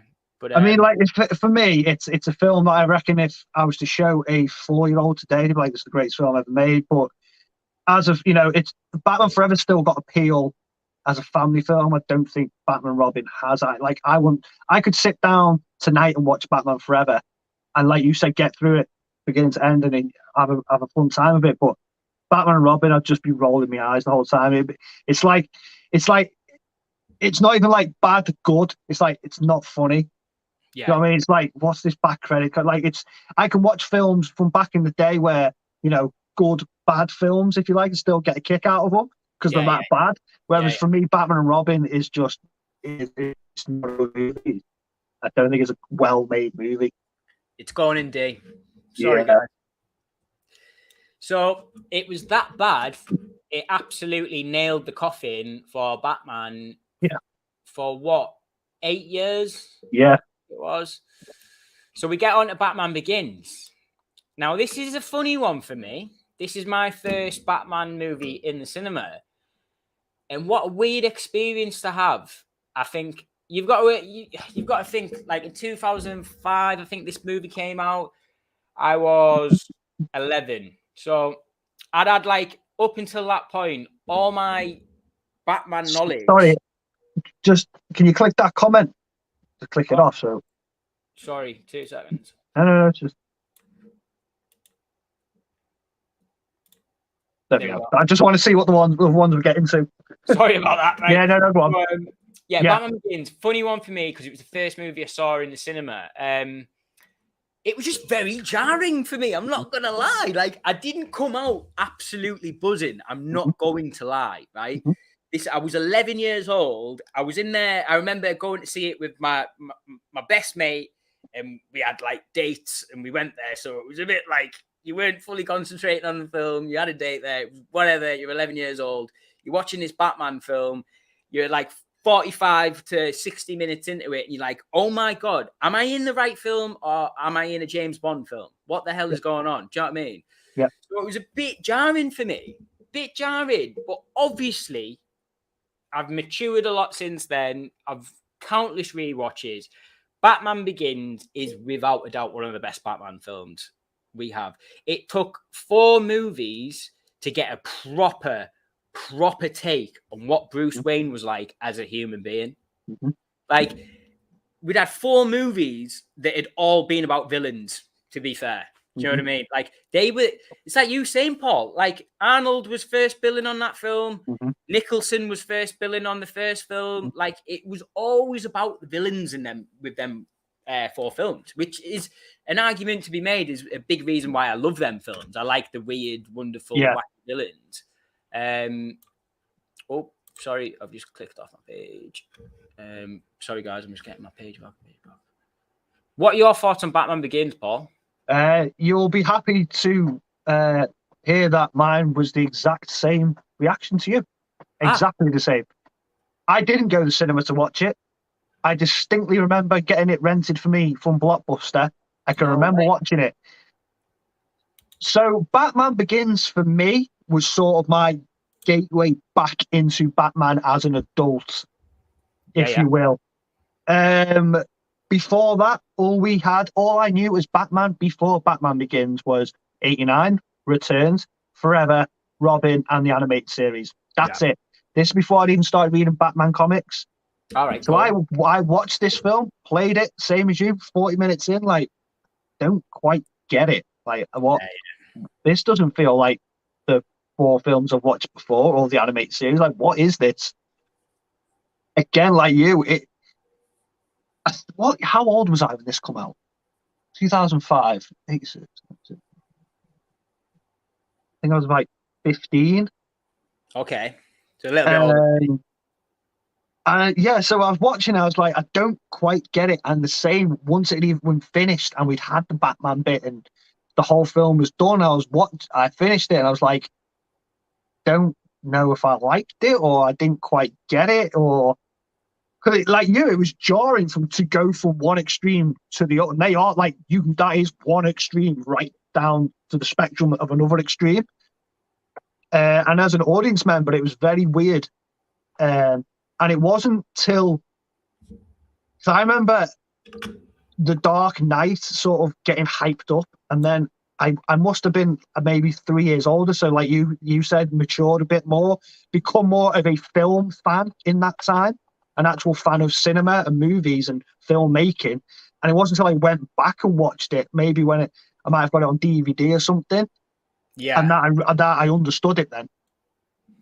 It wasn't until I was told what the basis for the film was, like, this is a grounded Batman movie taken from these grounded Batman comics from the 80s, the Frank Miller stuff. And it wasn't until I had that knowledge, then watched the film, that I realized how brilliant the film was. Yeah, 100%, man. 100%. It's weird. It's a weird one. Like, I didn't come out of that film like overjoyed. It was like, I don't know. It was strange, even like down to like the fact that like there's the villain being Ra's al Ghul, like, and Liam Neeson, like, very straightforward, sort of no wacky villainness in it. And Scarecrow isn't in it a lot. Do you know what I mean? He gets like sort of sidetracked right at the end.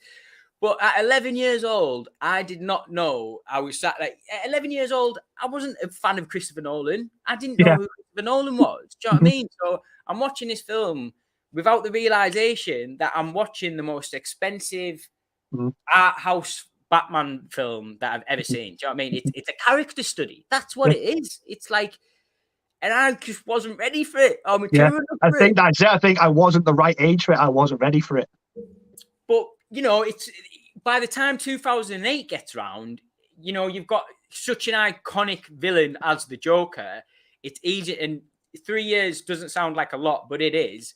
Like, it is when you go from a teenager to an adult as well, I think. Oh, yeah, 100%. So by like 2008 come around, I was a coherent Batman fan, and like Batman Begins was unreal. And Paul, like you say, like, I remember the marketing for The Dark Knight. It was absolutely insane. I remember going into cinema. And I'd never, ever, ever, ever done this. And I don't do it a lot now. Pre-order tickets.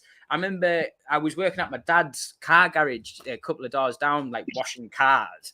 And like I went to the Odeon like a month or 2 months before it opened to get the tickets for me and my mum. I think around that time as well, 2008, it was sort of the sort of change from having to do that to doing it online. It was sort of around that time it was changing.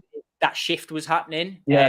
But I remember going in and you seeing the posters of each character with half of their face covered, and it was either with a badge or the Batarang or the Joker card. And just as a Batman fan, and especially a Batman Forever fan, and like Two-Face as a villain, it was like, oh shit, they're gonna do this. Like they're actually gonna do it. I was already hyped for the Joker, but the fact that they were going that extra mile and putting another character in that we were aware of, and we were going to get a different take of. But I'm going into the Dark Knight there. Sorry. Batman Begins. Batman Begins as well is, like I said, it was my introduction to now Batman it was sort of my reintroduction into the fandom, and it from that film is now. If that film was not made, I wouldn't be the fan I am today. Yeah, and I don't think I ever would have started reading Batman comics properly if not for that movie. Because I remember people saying Nolan took inspiration from this comic, that comic, and I was going down to my local like library and renting them out and stuff before I bought them all now. But that's when I was really starting to get into Batman comics and stuff, and that really spurred on my fandom. So it's S tier. It's S tier, yeah. Yeah. Right. Dark Knight. What the hell else can you say about the Dark Knight? I feel like I've got a couple of things. Right. I love the Dark Knight. Absolutely love it. I think it's an amazing crime film. Like we were talking earlier on with like the Matt Reeves stuff. For me, this isn't an amazing Batman film, and I know that sounds really strange, and I'm not like trying to be the contrary here and like go against the natural order of how everyone views this film. Yeah, I obviously absolutely love it. I don't think it's like for now currently, like looking at these films, yeah, it's probably the best one, but I feel like I'm sort of having to say that. I don't know whether it's like I deep down really believe that. I think it's got the best performance out of any of these films on the list. I think his performance really heightens that film to like the next level. But yeah, as far as like, I don't know, like it's a great film. It's a great film. There's a number like the opening heist scene, awesome. Any particular scene with the Joker is obviously a standout performance. Heath Ledger is absolutely amazing. The whole not knowing his backstory and stuff, amazing. Look, there's not a lot you can say more about the Dark Knight. I'm happy to put it in S tier, but I'd also put it in A tier. I just think as if we're talking about Batman, I think Batman Begins is an awesome Batman film, whereas The Dark Knight is an amazing film, crime saga film that's like as realistic as what Batman can get. It's like it for me. The other like the only other negative I'll chuck towards The Dark Knight is it's Gotham City isn't a Gotham City. It's just is Chicago. That's all it is. That's all it is. There's no effort put into that, which is a bit annoying, but it also suits the crime element. All I'd say on that front is Batman Begins put a good amount of effort in making their Gotham look a bit different, especially with the boroughs and stuff like that. I thought all that stuff looked awesome. That feels like Gotham, and that's completely missing out the Dark Knight. Completely missing, and I just think it's a bit of a shame. But like I'm like really searching and nitpicking at this point. But Paul, what's your thoughts on it? Yeah, so it's like you said though, it's an epic crime thriller movie that just happens to have Batman in it. So is it an amazing Batman movie? It's a great Batman movie. Batman Begins feels more like a Batman comic book movie, but you can't take away the filmmaking aspect and the cultural impact that film had. Oh yeah, totally. Away from it. So in that regard, I'm like you. I could put it in A, but it is my favorite Batman movie. Still is, and it's one of my favorite movies of ever. It's probably in my top 10 movies of all, maybe top 20 movies of all. I haven't really got like a list like that because I've seen that many films, but I can imagine it being up there if I had to really sit down and put it together. I can remember the hype of it. I can still remember it. 2008 was such a weird year for me because it was I think I was 18, so I just started like going out clubbing and stuff like that. So I can vividly remember that year. I can remember The Dark Knight just being everywhere. And like you said, it was a time just before you could book tickets online, I believe, because I did have to go to my local cinema to book tickets opening night like 3 weeks in advance. Because I remember getting wind that they were selling really quick. I remember just watching it being like, this is the greatest film I've ever seen. It was a total different experience from Batman Begins. Like, Yeah. I came out Batman Begins, bit jarring, like we've said. Mhm. Dark Knight was just like utter euphoria. I remember coming out the cinema with my mum and it being like, we went to see it midday, so it was still quite sunny because obviously it came out mid-year, like June or July, one of the two. Yeah, I remember just being sat at the bus stop, just like, Yeah. I don't know what to say. So yeah, it's amazing. It's just me being trying to be bloody different, man. But Like, the thing is, the Dark Knight is, I've seen that film so many times that I can start nitpicking it because it's not a perfect movie. There is flaws in it. I'm going to say it There's right now. editing flaws in it. There's plot holes in it, but I can overlook them just because of the epic scale of it. The opening bank heist prologue, that music at the start, that Hans Zimmer music at the start, is probably my most played music score of probably like the last 10 years. Like that opening, it is called Bank Robbery Prologue on the deluxe edition of that score album, and I listen to it all the time. It just hypes me up. It's awesome. It's a different class, that opening. It felt like you were watching something new and fresh. Like, what is this?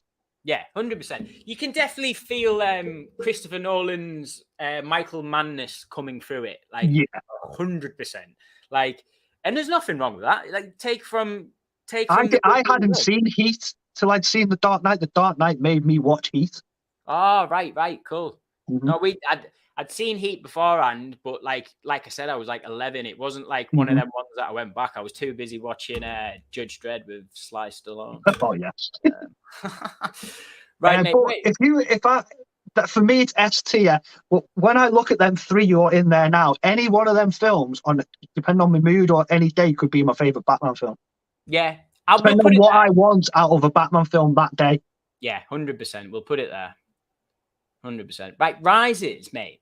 I don't hate this one as much as what the whole world hates it. Like, I don't really get the hate on this one, to be honest. Like, I had a euphoric experience coming out the cinema to watch this. So like by Rises, everyone is Nolan Bale nuts. And you've got to think by this point as well, we'd all seen Inception too. Yeah. So it was like, oh my God, what is this guy gonna do for the third Batman film? I really, really enjoyed it, and I still enjoy it today. I'll still stick it on. I like the new score that Hans Zimmer does with it. There's like a couple of new sections that I think are really good. Tom Hardy is awesome. The voice is definitely a choice, 100%. I'm so used to it now, though. Oh yeah, totally. Yeah, I really like it. I remember hearing it for the very first. I can still remember hearing that voice because you'd heard about people talk about it before I'd seen the film. And I watched it, heard it, and I was like, "Whoa, that's weird." Yeah, man, weird. Definitely a choice, but I think that it's definitely changed from when they showed that prologue because they had that. Yeah. So they had to go in, so they had to edit it, didn't they? And he still hasn't learned from that mistake, though. It's like what was it? Tenet that come out recently. Yeah, the boat scene. Come on, man. But yeah, Dark Knight Rises, Paul. Where are we saying on this one? I'm just trying to get through these a bit quicker now, guys. Yeah, no worries. I've got a quick story with Dark Knight Rises. I'd accidentally booked a camping trip away. The weekend this film come out. So I think it come out on a Friday, and I didn't get to see it till the Monday. And I think I was with my girlfriend at the time, my ex-girlfriend, ex-girlfriend, and I didn't see this, and all my mates had already seen it, every one of them. And I was like, don't talk to me. I don't want to hear off yet until I've sat down, watched it start to finish. I don't want to hear if you liked it, you disliked it. Don't want to even listen to you. Don't talk to you. So, same with you, though. I had sort of like a euphoric experience with it. I was like, oh, this is it.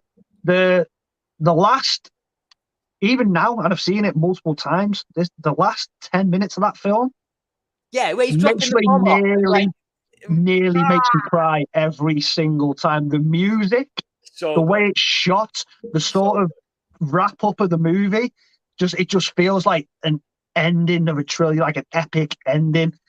And we had the whole Joseph Gordon-Levitt's going to be Robin. I've always seen that scene as like a tip of the hat to the character, nothing to do like he's going to be the next Robin.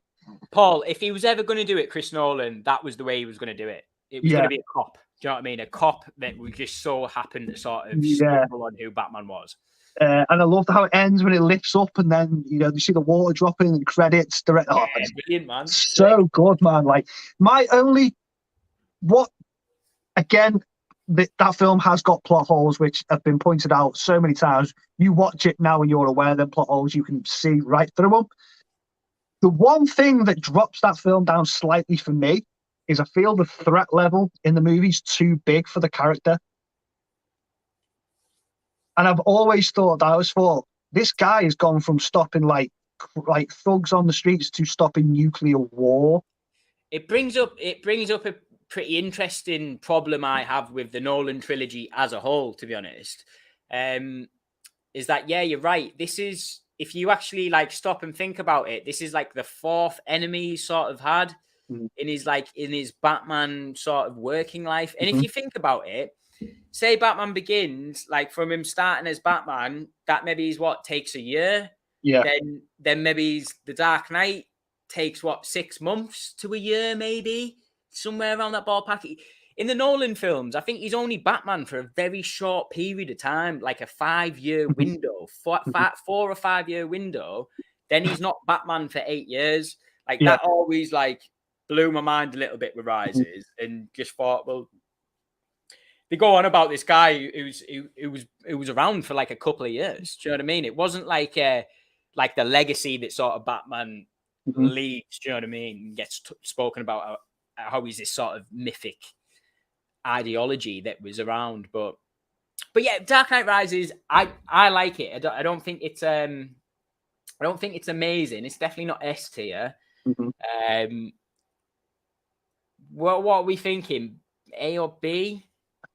I'd probably go A with it. I'd go A, I think. I enjoy the hell out of it. Like, I don't watch it thinking this bit's not. The only things is in the back of my head is that I feel like the threat levels slightly. I think the film's too epic for the character of Batman. Yeah, man. But I also think there is some jarring plot holes in it, which I'm well aware of. But I sort of just let them go over my head because the rest of the film's amazing. Yeah, and the one that people always say is the he escaped the prison, then he just ended up back in Gotham City straight away. I don't know, man. He's probably got a Batwing in wherever, like near the prison. But I don't think that they ever establish how long it's been either. No, they don't. You are a bit all over the place with that film. Sort of I think the plot. The one I don't like is the whole sort of bait and switch with Talia al Ghul. I don't really like that twist in the movie. Yeah. I love the character of Talia al Ghul from the comics and the animated stuff. Like, she's an awesome character. That was sort of just like a shoehorned in name in the film. That character in that film wasn't Talia al Ghul. No, absolutely not. Just in name. It's like you say, it was a bait and switch. It was like it just had to have like a twist in it or something like. Yeah, and a semi-love interest. It was just, I don't know. Yeah, it was a bit weird. But like, I like Anne Hathaway. That scene in the cafe with Anne Hathaway when the cops come in and she does that thing where she screams and then on a dime just stops. I love that. That is like Catwoman to a T for me. Yeah, man. Paul, just to get some of these comments just quickly, just before we blast through these last three. Badger, thank you for coming and watching, mate. Ooh, Ellis is doing it really well, baby. He has, to be fair. He has. You finally pushed me, Badger. Finally got me doing it. We've got Jim's Emporium. Forgot my Batman. We've seen that one. God, yeah. Go to Christmas movie. Scarecrow was so underused in the whole trilogy. At least he did put them in all three, though. I will give him that one. He was like a nice calling card. Scarecrow wasn't a villain that I was really familiar with, or really out of the animated series, part of the animated series, should I say, wasn't a villain that I really gravitated towards until, because of Batman Begins and the Arkham portrayal. The Scarecrow is probably one of my top 5 villains. He's great. Arkham Knight. Unreal. But I do like his portrayal, and I do like Cillian Murphy's portrayal as the the Scarecrow in Batman Begins. See, I really like it's such a quote unquote Batman thing to do, to have like a villain right at the start of the movie, someone who you are aware of and like you connect with as a villain, but just to have like that opening sort of sequence where he gets caught really easy, then you move on to bigger fish. I sort of like that. Do you know what I mean? It reminds me of the animated series a little bit. Andy, what you say, mate? The Dark Knight was the first movie I seen in IMAX. It wasn't the last. Did I do watch it? I feel like I did watch it in IMAX, but it's before I sort of knew what IMAX was. Yeah, Dark Knight Rises was the first movie I ever saw in IMAX. It's weird that it's been around that long. I know, I can't believe it. Yeah. Jim's Emporium. It was the first Batman movie I ever saw at the pictures. I'm assuming that's maybe it's about Dark Knight. Maybe. Andy, you're the same age as me, Paul. You'd have been 22. Where for Dark Knight or Rises? Dark Knight's 2008. No,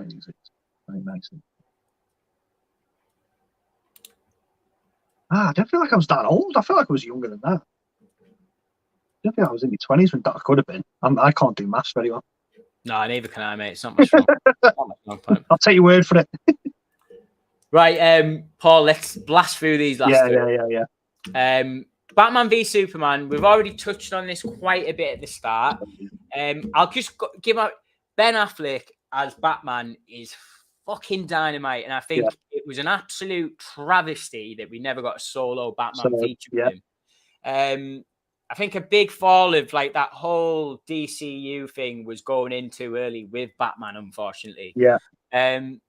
But as far as he's concerned in that film, amazing. As a Batman film, is it really a full-on Batman film? I suppose so. It's more of a Batman film than it is a Superman film. It feels more Batman movie. I watched that more because it's a Batman film than a Superman movie. Props to the Hans Zimmer, Junkie XL score for that film was fantastic. XL, yeah, man. The opening music to that film with Negan and Maggie is yes. Yeah. I tell you what, opening music is hauntingly beautiful. Dinah, it's so good, mate. I tell you what, Snyder, give me his due. I love that whole introduction. I know we've seen it a million times. Yeah. It was the best. I remember watching it for the first time, that bit when he lifts out the cave. I was like, don't get it. But then I on rewatch, I was like, yeah, I get what he's going for. Yeah. Where do we think this one is? Like, I mean, I'd go B. I'd go B. I'd definitely go B. I mean, I've watched it more times than probably a lot of people. Yeah. I'll say something pretty mad. It might be my favorite DC EU film. Okay. I think I actually prefer it just over Man of Steel. Justice League. I know this is the Joss Whedon Justice League poster, but that ain't the one I'm counting, guys. It's it's Zack Snyder's Justice League. I'm going to put this at C, if I'm being honest. C. Yeah. Okay. It's just not a Batman film, and it's a Justice League film, and even as a Justice League film, I don't think it's absolutely amazing. Like at the end of the day, it's like 4.5 hours long. It's 4 hours long. Like I can't watch it in one sitting. And I just think Ben Affleck's performance in that, you can tell there's been a lot of reshoots, and it's not necessarily his fault. Yeah. But look, I like Justice League, but I still think it's a bit of a mess.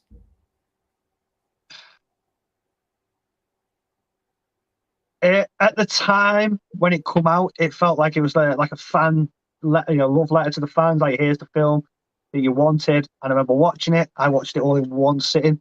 My girlfriend was not happy about that. I remember going, how long is this film on for? There's elements I like in it. It was like it's a Justice League film to me. It's not a Batman film. He just happens to be in it.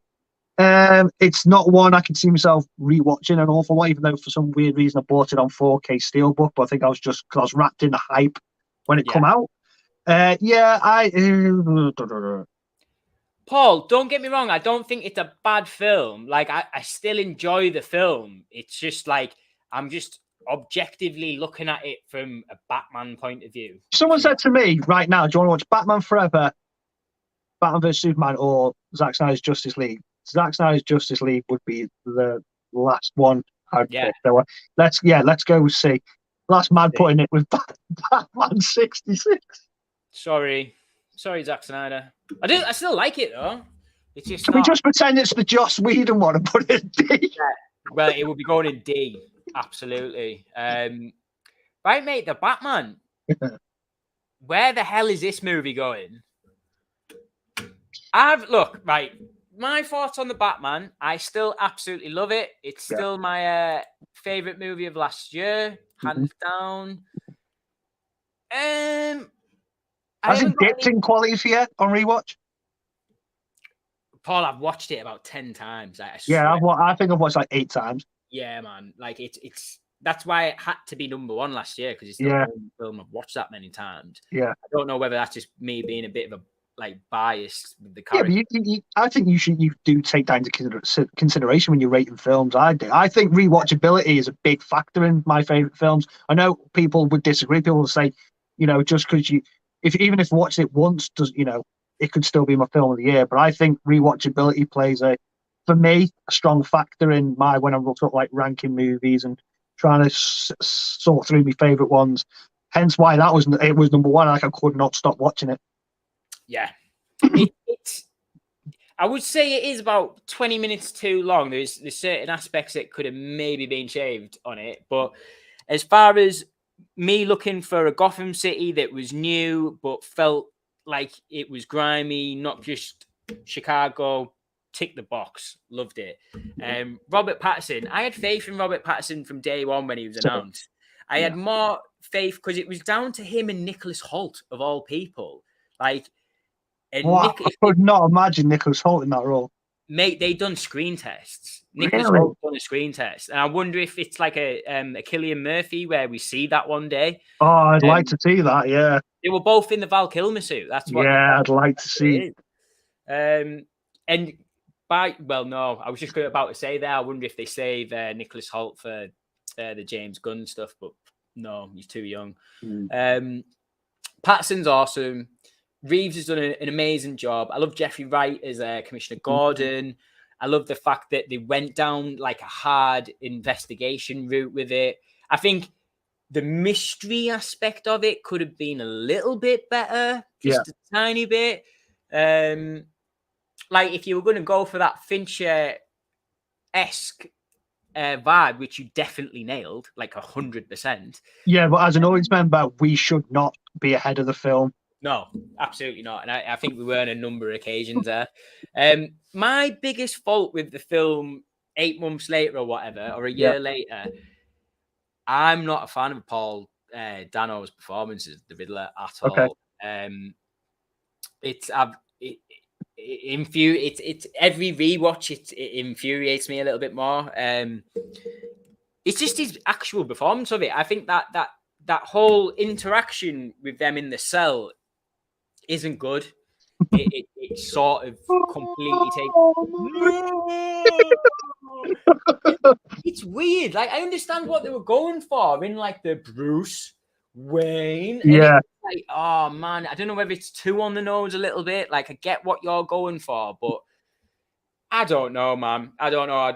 Paul Dano wasn't my favorite aspect of it. But that being said, that was pretty much it because Colin Farrell as the Penguin, holy shit.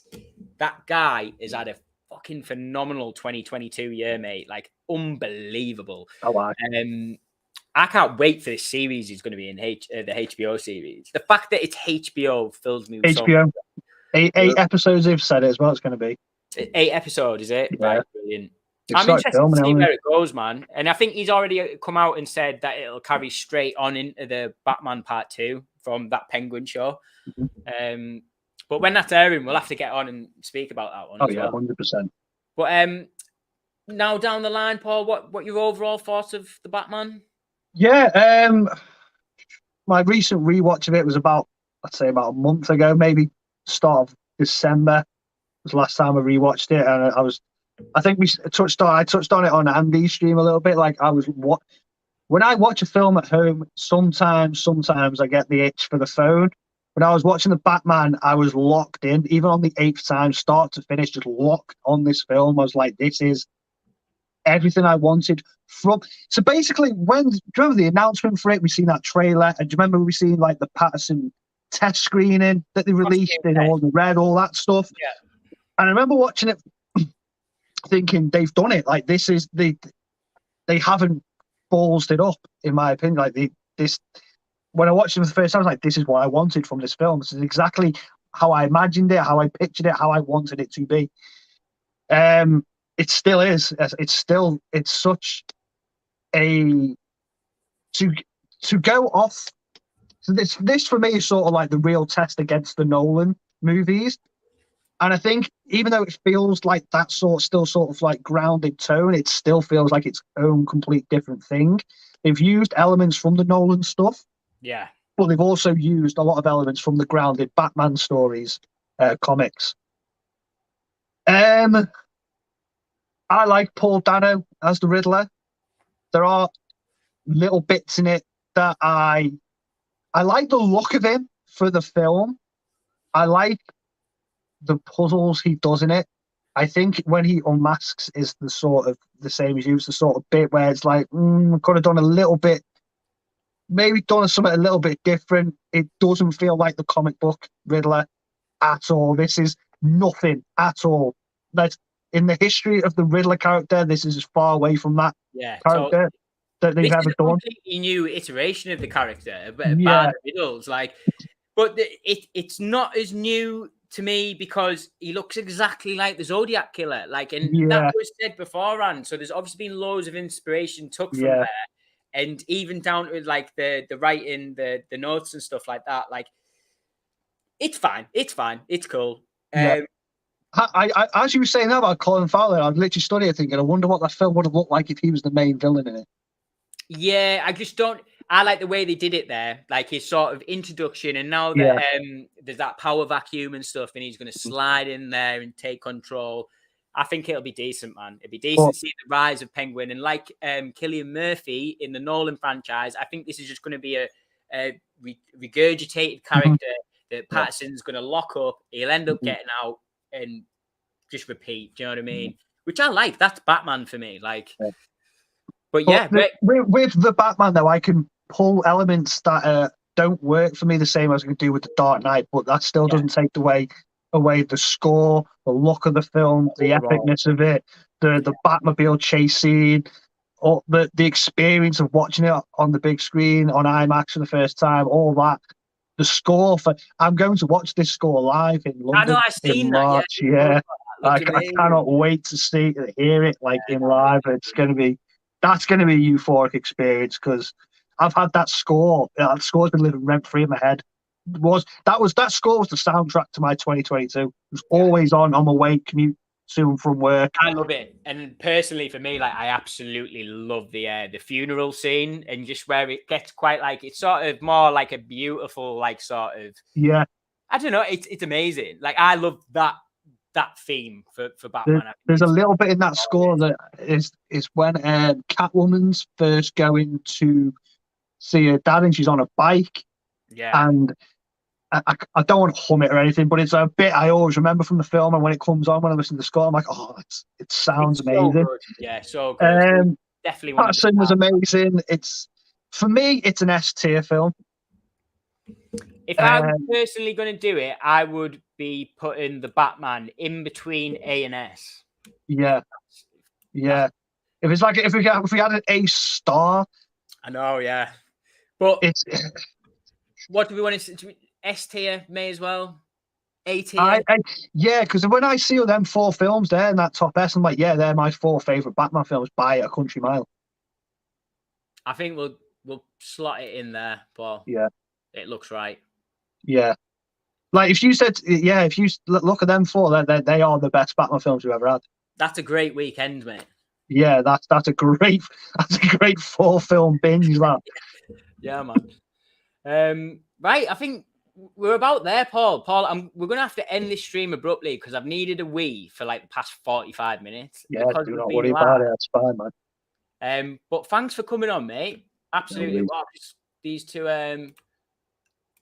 Andy, what are you saying there, mate? The whole Batman Down the World section hairs on his back of the neck. Yeah, unreal. I like it. See for sure. Polished turd. Yeah, man. Yeah, Paul, I think that'll be amazing. I think that's for you, man. It'll be. I'll post stuff on my Instagram about it, but I'll be recording those stuff. Yeah, Paul, thanks for coming on. Thanks for doing this, mate. We'll do something else pretty soon.